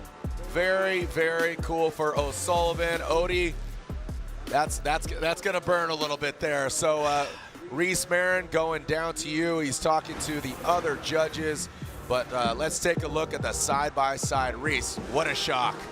Yeah, so we're going to see here, they're going in outside zone 1. I feel like Connor's just doing a better job in outside zone 1. We're going into outside zone 2. You see Odie gets a little aggressive, gives him a little bump there, throws off his trajectory a little bit. Connor being really stable, coming into inner clip 1. You can see Connor does a good job. So does Odie going into outside zone 3. We can see Odie just gets a little bit over, has a little bit of a tire drop from our eyes. At least that's how it was the deciding factor for me, and Sully got the win. What I hate to say upset, but you know, we're Jacob and I over here talking and just saying, like, anytime this kid, pineapple and pizza, maybe. Yes. They're right down the middle, maybe. Just depends on it. But this guy says thumbs down. Question, Lorette, for Adam. Pineapple on a Sally's a pizza, yes or no? Pineapple on pizza, ask Adam. Lorette? Sorry, Adam and I are just chatting. I'm asking him, with the light that's dropping, when they're going through the transitions and going through the smoke, Adam, not you specifically, but could you get lost in the smoke? Is it a complete blind situation? You have to trust your muscle memory there. Yeah, there's definitely tricky parts of this track, especially the transition into outer zone 2 and then the last corner. You got to have a lot of confidence in the car in front of you, because a lot of times you just have to expect that they're going to put their car in the right spots and just drive your right line and just hope that it works. Adam, thanks so much. Jared. The big question, pineapple on pizza. I mean, he's you know, he loves Sally's a pizza. That's the big question. Yeah. Well, our final four is set. It all comes down to this. Regardless of your pizza toppings, we have all smorgasbord. We have 7 championships on the left side. James Dean, 4-time and defending champion. Frederick Osbo, 3 championships. Adam LZ, he podiumed here last year, got 3rd place. And Connor O'Sullivan, an FD Pro rookie, an FD Pro spec. Again, victor over, you know, didn't get the championship last year, but made the jump. The United States Army BMW in the final 4. The stage is set. The math is here. The great Crazy 8. The Great 8's over. The Crazy 8 is on. The final 4. All it equates to is a darn good time when we come back. Don't go anywhere. Link ECU, let's get it. We got the spiciest K-Series built. Supercharged Ford Eliminator engine. Oh, good old SR20. Blink Monsoon is so rowdy. Naturally aspirated, 1,000 horsepower, LS-based engine, and then we're going to add nitrous on top of it. Running an S54 controlled by Link ECU. Link direct injection EcoBoost Fox body. I actually put an FA24 in it. B58, E46, Link ECU. No matter what engine you have, it's a stock K24 or it's a 1,000-wheel 2J. Link ECU all day.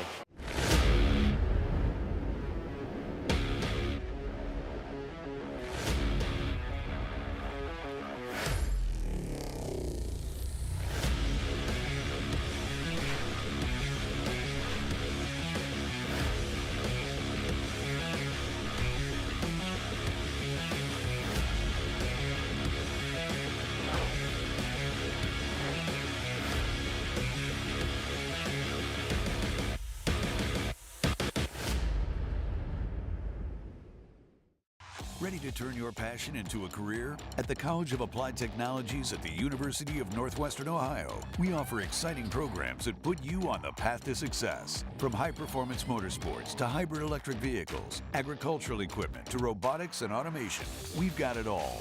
With 70% hands-on education, small classes, and practical real-world experience, you'll gain the skills needed for a profitable and successful career in the skilled trades. Find out more at unoh.edu. Looking for what comes next? For that moment when everything finally... 1 minute!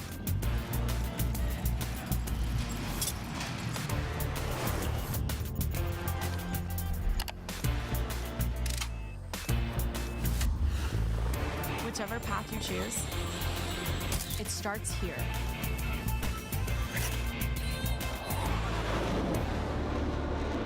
These are my race treads for going the distance.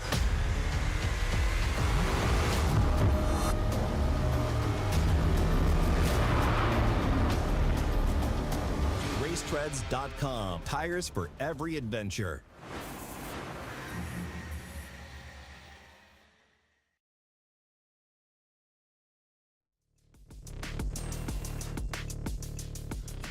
Welcome back. A beautiful backdrop here, and here are the current championship standings as they have accumulated some points. Talking about Frederick, James, Hero stops there, Odie stops there, Castro stops there. So the gap could be larger. Adam LZ still part of the equation. Let's take a look. Where is Osoli? He is back there. I think he's. I think he was like 15 or. Yeah, I mean this is going to be pretty big to get him up there. And here we go, Clash of the Titans. 7 championships between these two drivers. Frederick Osbo with 3, do the math, that equates to James Dean, our defending champion, with 4 championships. Fairly equally matched across the board. James Dean besting Osbo by 1 more win over him, 70 percentile. Both of them in the winning percentage, 20 to 25. As far as years, over the last 5 years, a 70% winning average. That is very, very good. So our first battle of the Final Four, we are looking at Frederick Osbo, the Norwegian Hammer, against the machine, James Dean. Norway versus Ireland, Toyota versus Ford. The Rockstar Toyota Supra of Frederick Osbo, you saw how cool, calm, and collected talking to Lorette. James Dean, usually kind of riding high. I feel like his emotions are all over the place, but we know when push comes to shove, very calculated. And Frederick Osbo leaves the line. We got a clean start. Send it. Frederick Osbo initiates in that first outside zone. James Dean could bring it back just a little bit. Tucks into that pocket. Bathing the Kenda tire smoke. And then second outside zone. Puts it right in where it needs to be. James Dean got that good proximity. Can massage a little bit more to be parallel to the Toyota Supra. Past that inside clip in the last outside zone. Both of them bringing it on home. James Dean, you can see, almost coming around, but I think that was just him, as I said, getting parallel to the Supra and then just loops it out. Did have control, no question there, but James really trying to force it and trying to, again, drop in. Yeah, massive, massive championship implications here. I mean, winner moving up or stretching their legs even further. This battle is absolutely huge halfway through the season, and that weight is felt by these drivers, but you could not see it because both of them crushing lead, crushing chase, doing exactly what they have become. You know, this is why they are as great as they are. Frederick Osbo out front, unfazed by absolutely anything. James Dean with an incredible chase and just absolutely crushing through everything that Frederick Osbo throws in front of him. Nuts, absolutely nuts run through this entire thing. We're going to swap them around. I mean, these drivers have gone one more time, several times now. They're 1-1 over this season through their battles, and I'm stoked to see how this is going to all end up playing out, because once we swap them around, they know, they're spotters, and they're like, yep, you got to be perfect again. And that's what we're going to see is perfection or wreckage, one of the two. I mean, don't leave it in the judge's hands. Bring the X factor. But when it comes to this, you almost want to, because these guys are they're expected to put on perfection, you need to force a mistake. You know what I mean? Because look back at Atlanta, round 2. It was not 1, but 2 one more times to get an eventual victor, that being James Dean. Now we have dry conditions. Go in that second outside zone. Like I said, just put it and try to force a mistake on either side. Look at James tapping the brakes. Osbo massaged it. He adapts very well. Little left foot brake, kind of halted it up, going to that last outside zone. James keeps composure, as is Frederick Osbo. This is what I was talking about. You don't need to overcook it, and you don't need to do that. You just need to, because you know the other driver has that caliber of driving. You need to let the other driver make the mistakes. And when you have perfection on this level, when you have incredible runs where it seems flawless, small mistakes do start to pop out, and that's what the judges are going to end up looking for. James Dean dragging bumper, getting through that first outside zone, then Frederick Osbo diving in on transition through the second, and then just sticking to the door of James Dean and just keeping that proximity all the way through. Still getting some good line, getting some good angle. James having to make a couple of corrections to make sure that inside clip does not get hit. And then through this third outside zone, Freddie taking a bit more of an inside line. This overhead drone, there's no running away from it. There's no skipping it as we start to look at our FPV to really give you an idea of the speed and the dynamicism of both of these cars as they come through the second outside zone. And Frederick Osbo just all over James Dean through this section. And yeah, there's that small critique that needs to be made there, James, to try and get it on there. But then Freddie, a little bit shallow to the third outside zone. Couple of small things here, and really it's this small bit of nitpicking that we have to make because so much of these runs are flawless. Yeah, wild. You know, we've seen some get out of the car. Oh man, that's a good battle. Now it's like, all right, this is intensity. Nah, now it's like, all right, we had some fun, but somebody's got to win here. Somebody's going to cry a little bit, and this is for the championship. Yeah, so let's see if there's anything we can glean from this side by side. I mean, everything looks good through the first outside zone, second outside zone, damn near identical. Both cars, leads just looking great, chases spot on. Inside clip, great job there. Third outside zone, James a little bit deeper, and that may end up being the deciding factor because everything else about those runs is pretty much identical as we run through it. And both drivers, I mean, taking a look, running through, chatting with their spotters, Freddie with the hand gestures. Yeah, love to know what's going through their minds right now. Talking to Step Papadakis, I'm sure, just in his head. Yep, this, that. You know, things he can refine. You know, if he advances on or, you know, even analyzing that run, like, okay, what'd you do here? What'd you do there? All right. James Dean, Frederick Osbo.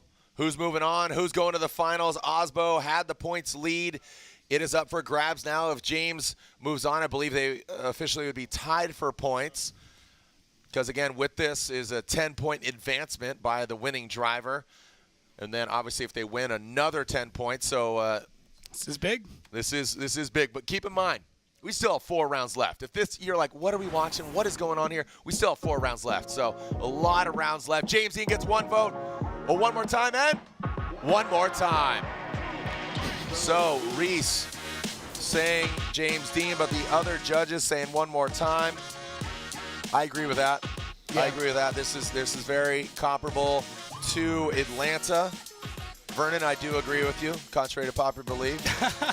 Oh, you guys looked up at me. I did not agree with his call going with James in Atlanta on the second one more time to force it. Regardless, love you, Vernon.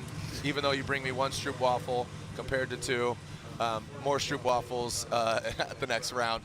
As we look inside O'Sullivan's vehicle, throw it down to Lorette Nickel. Lorette.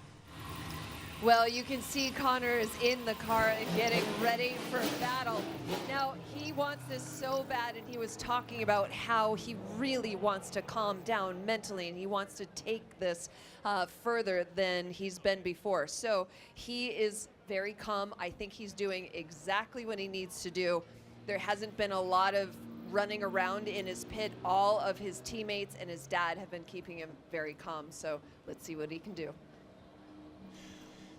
Connor O'Sullivan, you know, coming to this round, I don't think he was part of the, you know, top 20 conversation. Now here he is in the finals, and it's really great to see. This is going to be a big ego booster for him, momentum blaster. He's going against Adam LZ. Adam has been on it. His entries have just been rock solid, very fluid, not hiccupy. Just overall, his E36 has been very comfortable. It's fit him like a glove. Yeah. And it seems that he has found that secret sauce that looks really good for him. Jersey, how we doing? Make some noise, if you will. All right, those fans closest, furthest away from the race tower. Let's start a wave real quick. Furthest away from, okay, you're going close to the tower. Right there, you in the pink shirt. You in the pink shirt standing up. You're going to start this thing on 3. Start a wave. 1, 2, 3, go for it. Get it going. Start the wave. Keep going. Go down. There it is. And you're going to bring it back. You're going to bring it back. Or go all the way around. Go on the other side. I think we got 2 waves going. We got mirrored waves. We got mirrored waves? Oh, okay. Look at that. You're going to send it back or is it going to go around? You guys decide. Stand up and sit down. And stand back up. Stand back up. There's a rip curl. There it is. Yeah. Flashing it back. Come on back. Send it back to the stands. From the windows to the walls. So the tires up in the double burnout box. Adam LZ, Connor O'Sullivan.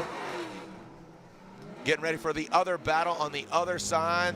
Eyes are on the prize, focusing, looking at the tail of tape. The one more time battle, what could he do different? What could he do better? What did he do wrong? As Frederick Osbo looks on, is it gonna be him going against Adam LZ or is it Connor O'Sullivan? Yeah, just an epic battle. I believe they battled outside of FD in another event. I got a pretty good memory on most of these, but I think they've battled each other just outside of FD and in other things, and it's really cool to see the progression from Connor. Adam, you expected here that he's going to do well, so anything less than that, you're shocked by. And top 4 for these two. Definitely not on my bingo card for this event, and No. I'm really happy about it though. Absolutely. Yeah. Yep. Adam LZ will lead. O'Sully giving chase. And let's make sure they are good to go. Thumbs up, and we are clear to send. The pattern is clear. Track is hot. 2 BMWs, an older one, the E36 of Adam LZ. Rips through the chicane. Let's see if he's got another clean initiation. Use all the course. Almost taps that E36 back bumper and wing on the wall. Brings in the second outside zone. He knows his track. He got 3rd last year. Can he better? Look at O'Sully. Tucks in nicely. The counter steer, the white wheel sticking out, showing minimal, if any, corrections at all in that last outside zone. Again, Adam LZ giving this great lead run. O'Sully sees the opportunity and dropped into formation. Yeah, both cars are wicked right up to. You can see they're fighting for every little bit of grip in this. They're trying to get as much speed out of this. Adam LZ cranking the wheel speed with tons of smoke all the way through. Connor having to take a bit of a shallower line through the second part of the outside zone to really push the pace, and there he goes, starting to bounce off the inside of Adam LZ as they come through that inside clip. Connor loading the car up through the transition. Adam super smooth into our 3rd outside zone. And then both drivers stamping it at the end. Connor on the door of Adam LZ as they come through. And man, these drivers just really going at it. And it's tough too. There is a pretty big horsepower discrepancy, but you couldn't really tell because Connor doing everything he can to get through it. And Adam just very smooth and calculated and just knows instinctually how to get through this course with a ton of speed, a ton of angle, and a ton of style. And Connor just really pushing it, fighting for it. The fans getting stoked, flashlights coming out. Yep, lights coming out, lighting up the night. Do we save that for the finals or we light it up now? Connor O'Sullivan, Adam LZ. The lights are on the stadium and the fans got their lights out. O'Sully will lead. Adam LZ chasing him down. Let's see what kind of run O'Sully initiates right in that 1st outside zone. Adam LZ a little late to transition to that 1st and the 2nd big outside zone. Holy cow, we are rubbing and racing and ripping and gripping into this inside clip transition. The last one, Adam LZ dives in. Look at the aggression, he's just chomping. And I saw red light, he's decelling. That was, all right, we're gonna need to see that overhead that cam. Was crazy. That looked dynamic, it looked insane, it looked intense. But we're gonna need that overhead view. Look at this. Yeah, there's some good O'Sully's doing respect there. this, that, you know. Yeah, here we go. There's some BMW on BMW action here. Connor does a really good job to the first outside zone. Adam realizes the speed that Connor's got and does an amazing job to get into the pocket right off the bat in the second outside zone. Connor leaving that door wide open for Adam to be able to go in there and knock it. Great transition, amazing dive to get back in. Connor doing a good job, and Adam is just all over him in the chase. Showing, I mean, we talked about this with Odie. When you see a driver of this caliber all over your door having to do that to you, that is a sign of respect that Connor O'Sullivan can drive this way, that Adam's got the trust in his driving to be able to get in there and rub that front wheel on the door. Connor O'Sullivan just punching so far above his weight right now and taking the battle to these veteran pros with an amazing pedigree. This is nuts. Well in said. top 4. It's a compliment. I could bash doors with you. Yeah, that is. You know, like, sir, I respect you so. It's a good sparring match when you have an opponent that you know you can entrust with that initiation and that confidence and your weapon being your vehicle, and that's what O'Sully did, gave him that platform in order to bang doors. Yeah, he really did, and that really is that compliment. But look at this, look at how identical these runs are. Coming through the second outside zone, inside clip pretty much there. Great transitions from both of them, diving back in. Man, this is tight. Yep. This is really close, and that's got to say something for both drivers. We are getting treated to some incredible driving here tonight. I mean, we got a sound ordinance. I don't know when it is, but that's, you know. We'll raise some money and pay the fine. Slide him left for Adam LZ, right for Connor O'Sullivan, and Adam LZ gets the victory. Adam LZ gets the win and advances to the finals. He is bettering his third place finish last year. Can he get the win? He'll have to go against a multiple year champion. It's either James the Machine Dean, 4-time and defending champion, or Frederick the Norwegian Hammer Osbo, our current points leader.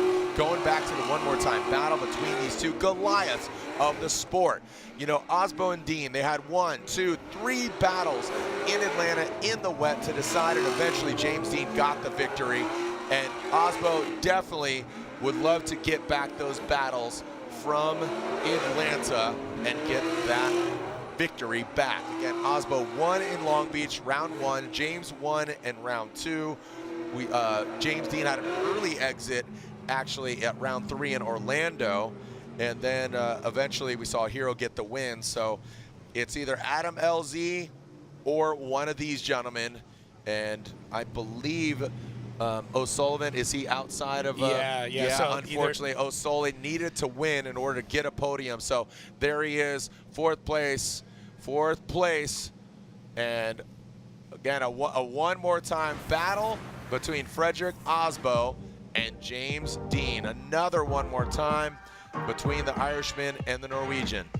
Man, yeah, talk about signs of a repeat on these rounds. I mean, this is such a nuts season from both these drivers, and so much on the line here in the points race. This can be the decision maker for a championship this early on, but they're so tight. This is going to go right down to the last event.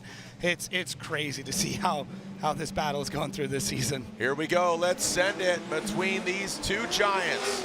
I mean, these guys are unarguably some of the best drifters in the world. Frederick Osbo initiates that first outside zone. James takes a different approach on that chase position. In the second outside zone goes Freddie. Flirts with the white line on the outside of the outside zone. Now let's see this transition. Boom, right past it. And now going to that last outside zone. There goes Freddie and James in tow. Want to see that overhead view. And so do the boys from Albany, 1945 Speed and Custom. They're watching, checking it out, and let's see what we got. Overhead, the Truth Serum shot. What do you think, Jacob? Yeah, I just think it's, I mean, we might be looking at that sound ordinance. They keep battling this way because it's just a repeat, a carbon copy, if you will, of every battle we've seen between them. And when it comes down to when these two battle, the only reason one of them wins is because someone makes a very, very small mistake. They keep dragging each other into deep water over and over again.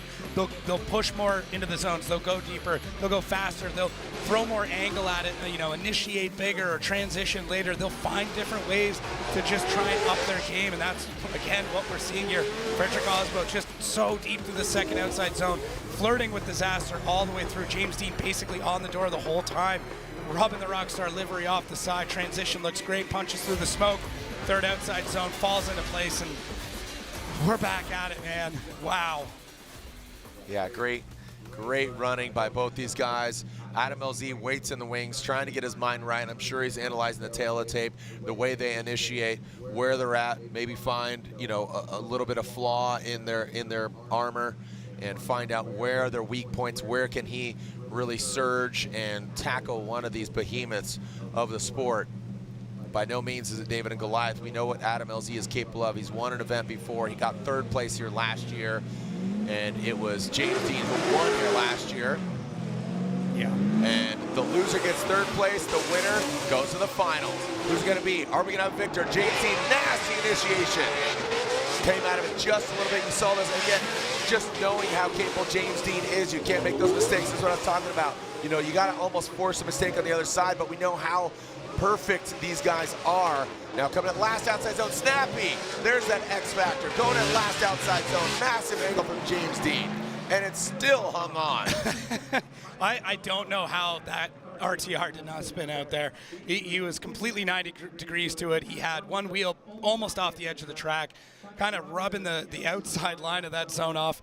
This is nuts. The intensity is there. These drivers, these warriors, you said David versus Goliath. This is Goliath versus Goliath. Two absolute monsters of the sport going at James Dean 90 degrees, but does force him to get out of that zone just a bit early, and Osbo does an amazing job of correcting and following him through that. Look at Osbo's chase here, though. Able to mirror it, getting the line, getting the angle, getting the proximity. This is, I mean, they're just one-up each other all the way through, but then Freddie comes out of it a little bit early to the 3rd outside zone. So both drivers on this run making uncharacteristic but very small and faint mistakes. And that's all we can point to are these, you know, things that might get glossed over in any other run, but when you've got two drivers that regularly hit perfection, anything outside of that seems out of the ordinary as these juggernauts go to battle once again. Juggernaut, B. Yo, man. I mean, this looks like a video game. Right? It looks so epic. Thank you to the Knapp family. Thank you to the fans of New Jersey, and thank you to the fans across the globe. What a series. Formula Drift, so proud of you. 22nd year here in 2025. Who's getting the win, Osbo or Dean? Osbo gets the win and advances on. Frederick Osbo pulls away from James Dean in the championship lead, now getting out of their vehicles. Give respect where respect is due. Freddie got James Dean's number this time. It was Freddie in Long Beach that got James, and then it was James that got Freddie in Atlanta, and here we are again in Englishtown. An exhale, a smile, a respect, an absolute gentleman of the sport, both of them. Wow. Great sportsmanship. A Supra, a Norwegian, a Mustang, and an Irishman step into a bar called Sneaky Pete's. Reese, splitting hairs here. Here we are again, Freddie and James. Yeah, we see them going into, we see James in the lead, comes out of outside zone 1 a little early, changes his angle a little bit, going into outside zone 2, doing a fantastic job here. Freddie's doing a really good job, keeping into the pocket. James is doing a really good job as well too. We get to the intercrypt, you do a great job of the intercrypt. Transition goes into outside zone 3, a little bit on the inside James, a little bit on the inside on Osbo as well too. But the deciding factor was definitely that outside zone 1, where James had that error coming out of outside zone 1 a little bit early, and that put Osbo getting the win. Wow. That small nuance, and that's what we're talking about, is you just need to run your line. I think James tried to make up for it with just a nasty flick, but overall it was just, you know, that little tiny fraction of a mistake that was the deciding factor. What you get when you're pushing the pace. This is what we saw in Atlanta. This is what we saw in Long Beach. Yep. Both drivers trying to one-up each other and push the limits of physics and mechanical ability and reflexes. And this, it just comes down to one very, very small mistake to be the difference. Frederick Osbo made some changes, him and his team in the offseason, switching tire manufacturers. They switched to Kenda.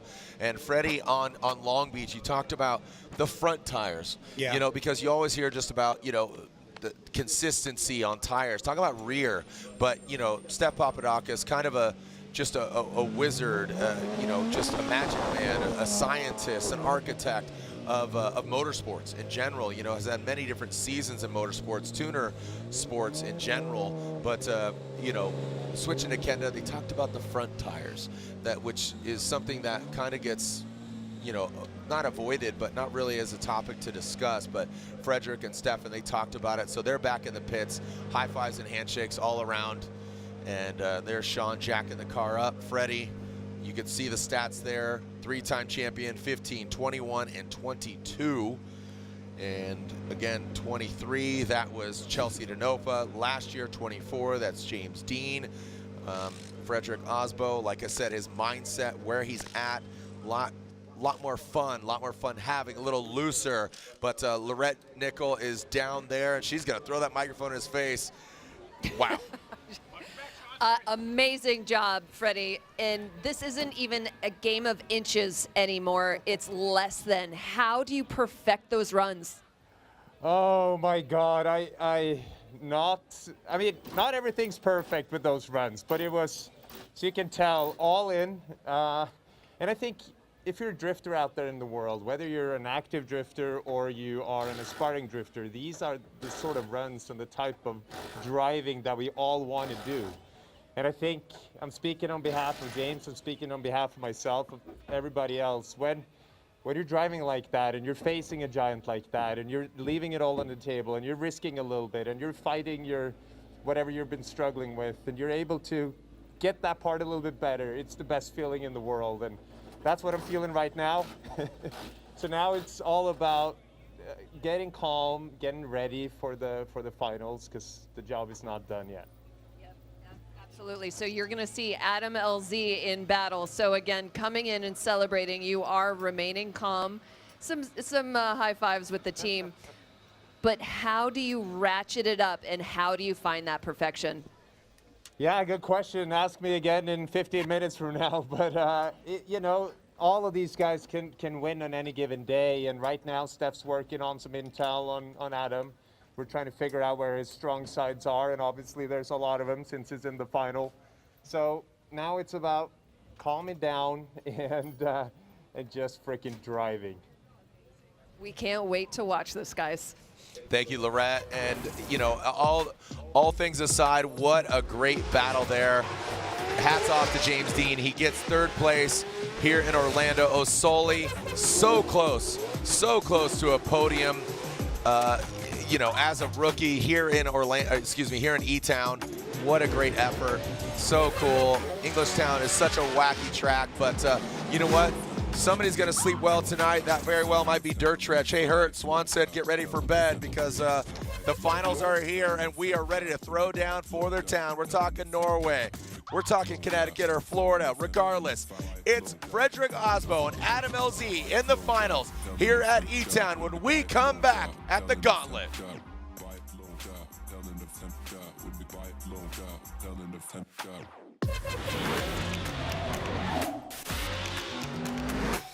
Drifting is not just a sport, it's culture, it's in our blood. Here we go, Andy Haley. Oh, he is riding that tire right on that white line.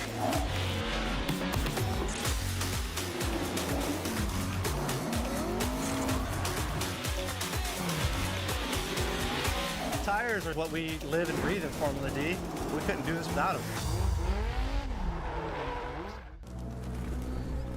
There's a place no map will show you. A secret spot. A high-performance hideout for cars that crave chaos. New brakes? Check. Roll cage? Check. A spoiler so big it doubles as a picnic table? Oh, you bet. Every apex we nailed, every second we shaved, it's all knowledge that goes right back into your ride. Look like fun? It is. You in?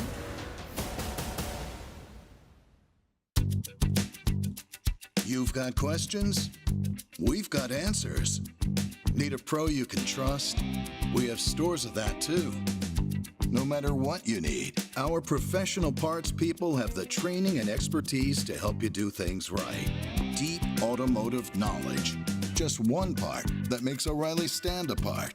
The professional parts people. O'Reilly Auto Parts.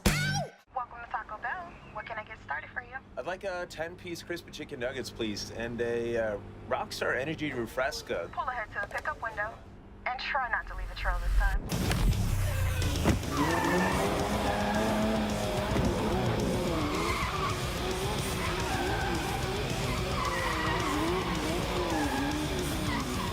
Nice drifting, Freddie. Enjoy your Rockstar Energy Refresca. Thank you.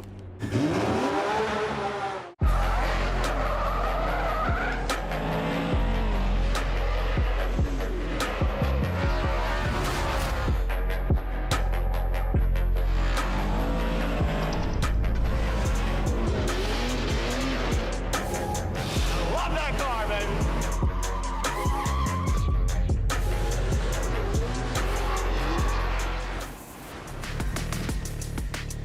Welcome back to E-Town, the Gauntlet. If you're just tuning in, well, first of all, you missed one heck of a show previously through the entirety of the weekend. And now you are here for the finals. Frederick Osbo, current standings.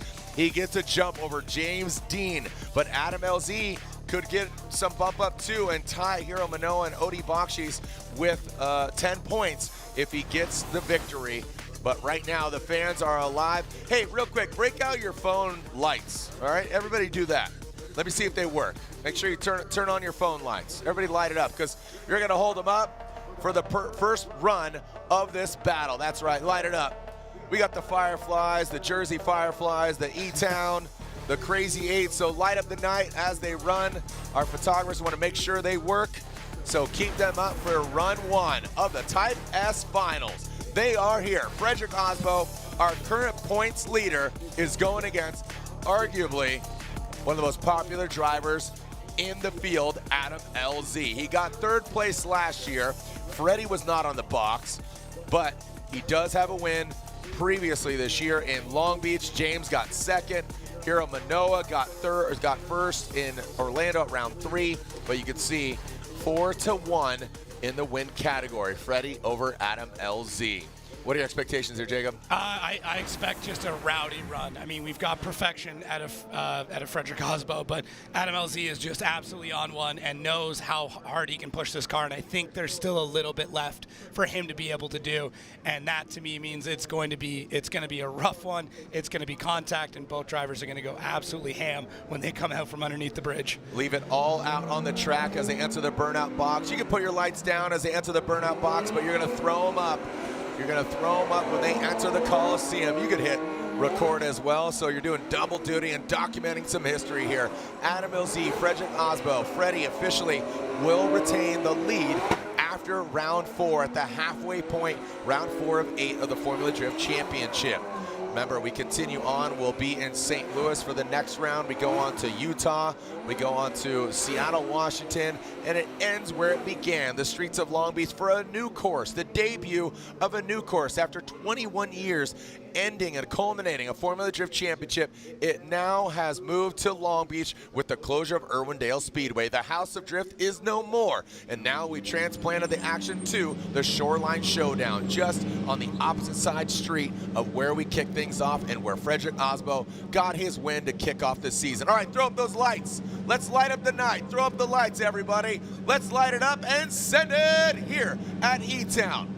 For the finals, Frederick the Norwegian Hammer Osbo, 3-time Formula Drift champ, pilot of the Rockstar Energy Drink, Toyota GR Supra, and Adam LZ behind the wheel of his Drift HQ BMW. Who's going to get the win? Is it going to be a repeat for Osbo like he did in Long Beach, or is Adam LZ going to get the win here in E-Town? Light up the night, New Jersey, E-Town. Let's send it here at the Gauntlet. Frederick Osbo initiates in that first outside zone. He places it nice and proper. Adam LZ goes off course. He explodes the outside zone delineation mark. And look at that, there goes Frederick Osbo, Adam LZ. He now is applying the pressure. Is it too much? No, it's not. Going to the last outside zone. Freddie, stand and deliver right there. Adam LZ overcooked it just a little bit on initiation. What an initiation and an entry there by Freddie. LZ overcooked it just a little bit. Let's get that overhead. I don't think Freddie did anything to throw off Adam. No, I mean, Freddie's right in there, and Adam knows he's got to push really hard to take out a Frederick Osbo. Just the the poster boy for perfection when it comes to Freddie. As he gets through this zone, Adam is right there the whole time, knowing he had a slight bobble in that first outside zone, trying to make up for it in the second. Amazing transition from both drivers to get into third, and there is Adam right there through the entire time. A small mistake in the beginning, but I think he knows that. He knows he's got to make up for it, and we see it as Adam just not able to keep up. Bathes in smoke, makes the most of it through this transition, and gets right back into the pocket through the second outside zone, and then keeping up that Rockstar Supra is Adam in the Drift HQ BMW through this transition, back on throttle and into that outside zone, and there it is, just a little kiss from Adam LZ on the side of Freddie's door.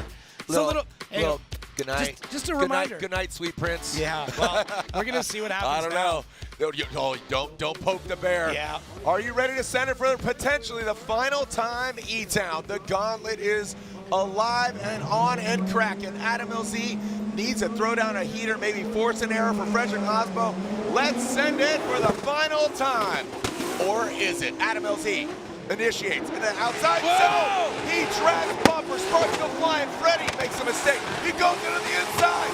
Could Adam LZ get the victory? A massive mistake by Frederick Osbo, or is it? We'll take a look at the replay. Adam LZ, great recovery on that first run, and now a dynamic lead run. Could this be a win for Adam LZ? As Frederick Osbo will lead the championship, but a victory up for grabs here at the Gauntlet Round 4, the Formula Drift Pro Championship. Adam LZ rises to the occasion, taking down potentially a gladiator and a three-time champion of Frederick Osbo. When somebody is so calculated like Frederick Osbo, the best way to take him down is by being the complete opposite and just being a wild man. Adam LZ, look at this, sparks flying. He does it. Taps the wall in initiation, fills the first outside zone, and shakes off the three-time champ. This is what I'm talking about. This is how you shake somebody who is so robotic and so perfect, is you throw something in the system they've never seen before. Sick. Adam LZ does something no one else has done this entire weekend or possibly ever. Shook. Look at this initiation on the wall. Sparks flying, bumpers flying, and Frederick Osbo gets lost in the sauce as Adam LZ hucks one of the gnarliest initiations in drifting history here in E-Town tonight. Holy cow. Well done by Adam LZ. We talked about this in the James battle. You gotta force an error. Frederick systematically just turns up more and more. This is what we see with the Papadakis camp. It was done previously with Tanner Faust, and then now Freddie. What a dynamic driver, but Adam LZ rose to the occasion. He did something, so join us at the podium. We have a winner. I think you can probably deduce what happened, but we'll make it official. We'll bring James Dean out there. Osoli just outside of a podium here at round 4, but let's celebrate with some donuts. Yeah. Everybody wins here at E-Town. What an event, man. We had a great event in Orlando. Jacob, your thoughts as we see 1 and 2 here at E-Town. Frederick does lock up again, or doesn't lock up, but does have a dominant lead. I think 20 points overall, before this battle. But Frederick, he leads the championship at the halfway point. Yeah, just nuts. Just an absolutely crazy battle here where we see perfection, we see wildness, we see craziness the entire time. This is just absolutely wild. Man, what a run from both of these drivers. This is just crazy. I mean, Adam just doing something that no one else has done. That's really what it comes down to on this run. So, man, I'm pumped. I mean, I don't care what kind of drifting fan you are. That is hair-raising. Yeah, I don't care what kind of motorsports. Again, this is video game, this is movie, this is stunt driving. This is what you can expect from every round of Formula Drift, and it could be anybody's game. And Adam, he has just progressively gotten better, and making the content, making the videos. He wants to be a champion as well. Yeah, of course. A very talented driver, getting the knucks from James the Machine Dean. Frederick Osbo, he's stepping outside of the car. We'll let them all gather their breath, gather their thoughts, dab it up. What a drive, smiles all around. I mean, everybody, a round of applause for our final 3 and all the driving, from seating brackets to thunderstorms to pro spec to now pro. Let's announce your top 3 here at round 4. of the Formula Drift Pro Championship here at Englishtown, aka E-Town, the Gauntlet. Congratulations. Third place goes to James the Machine Dean. Third place here at E-Town. And now your winner here at round 4 of the Formula Drift Pro Championship. What a great effort by both pilots. Throwing sparks, throwing smoke. Back on the box once again, your winner, round 4 at the Gauntlet Formula Drift Pro Championship unanimously is Adam LZ gets the win.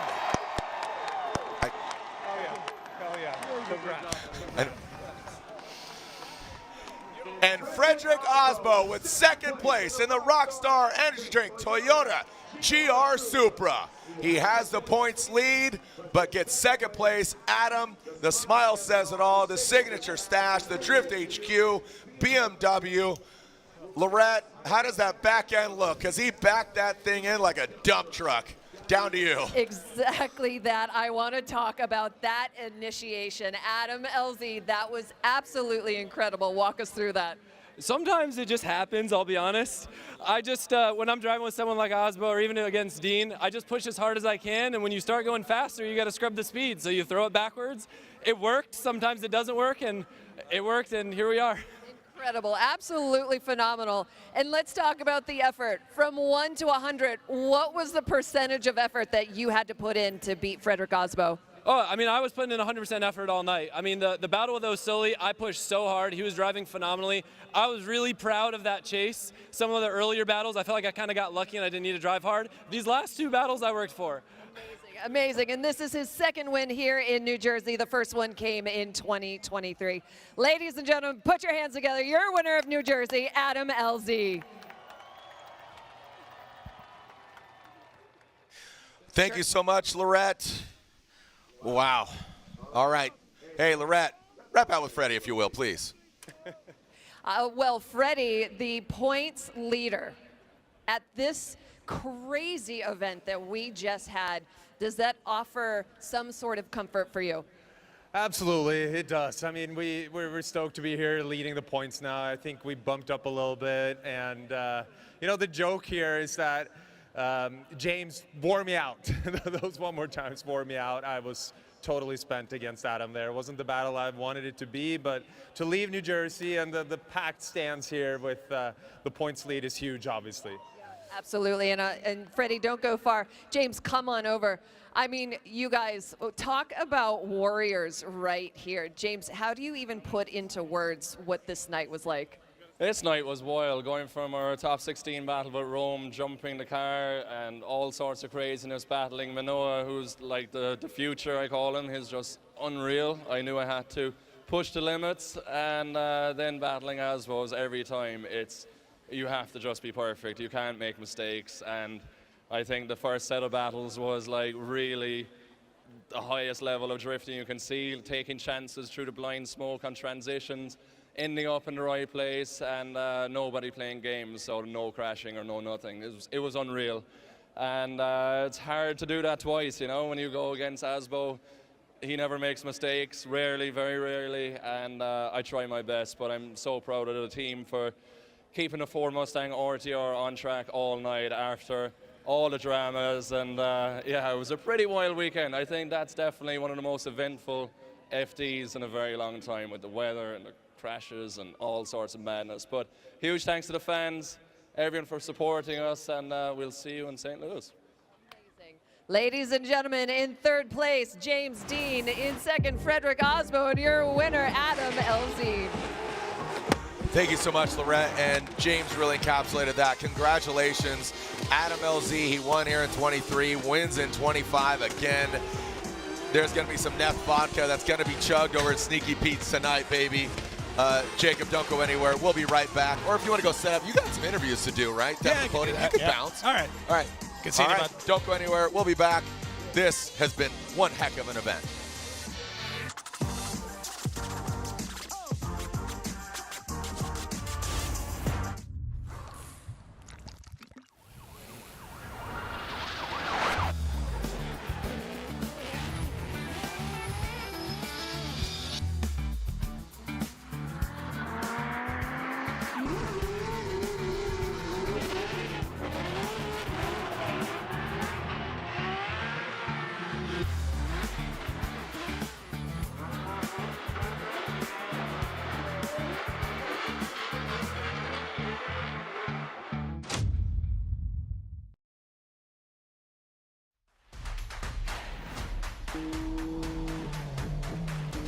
ータースポーツで得た高度な技術をすべてのレイズホイール一本に込める魂は永遠に変わらない。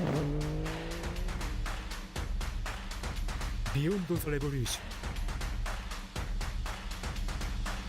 ョン。ザ・コンセプト・イズ・レーシング。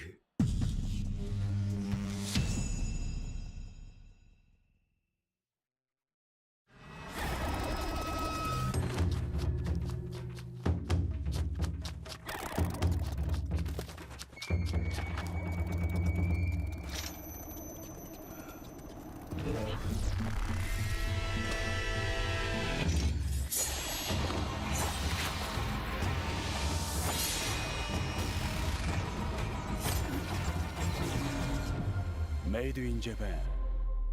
Breed. New Fast Orange Body Wash was formulated specifically with mechanics in mind from the #1 brand in heavy-duty hand cleaning. You never know what you're getting into when you're working in the shop. The new body wash takes care of everything from my dirty hands, arms, and face to simply make me feel clean all over. Tiny wax beads help get the toughest dirt out, while also taking care of the strongest automotive odors like fuel, oil, and exhaust too. It's ideal for those areas of skin that are exposed to grease and grime during the day, but gentle enough to use all over your body. Find new Fast Orange Body Wash at O'Reilly Auto Parts.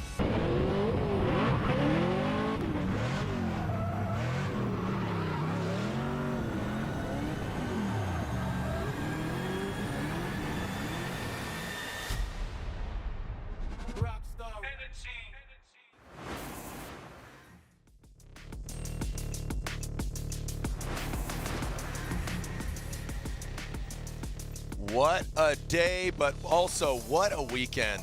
I mean, it was a long weekend, but it was adventurous. The stage was set. We knew we were coming to E-Town, the first ever purpose-built Drift Coliseum in North America. History has been made here over the years, and now it's made once again. Congratulations, not only to Adam LZ, Frederick Osbo, James Dean, but of course, our podium finishers in Pro Spec. Also, wow, Thursday, the storm. You know, Mother Nature had a different idea, but it just progressively got better and better, like fine wine. It aged, and Frederick Osbo comes out on top, still as our points leader after 4 rounds. Still 4 rounds left. We make our way to St. Louis, the gateway to the west. As we make our way west, we continue on to Utah, Washington, and end it back at the Shoreline Showdown. Speaking of Showdown, this is one for the books. Congratulations to all the teams for putting on one heck of a show. Again, glad everybody's safe after, again, a crazy storm. Glad everybody's okay. But I'll tell you what, this is going down in history. Dynamic driving, flawless, the largest event we've ever had in New Jersey. So let's keep this momentum going. We'll see you guys and gals and children of all ages, fans across the globe. If you can't make it in person, tune in, tell everybody, tune in to Formula Drift. Most exciting motorsports around the globe. Thank you so much for being part of it. Thank you to Jacob Gens. Thank you to Lorette Nickel. Thank you to the Formula Drift staff. Thank you to Ryan Sage. Thank you to our judges. Thank you to Vernon, Brian, Reese. Thank you to you, the fans. Thank you to all the sponsors. The list goes on, and the party continues. Congratulations to all our winners, because everybody won here at Formula Drift. We'll see you online, or we'll see you another time. My name is Jared Dienda, and remember, lick the stamp and send it. We'll see ya in St. Louis for round 5 of the Formula Drift Pro Championship.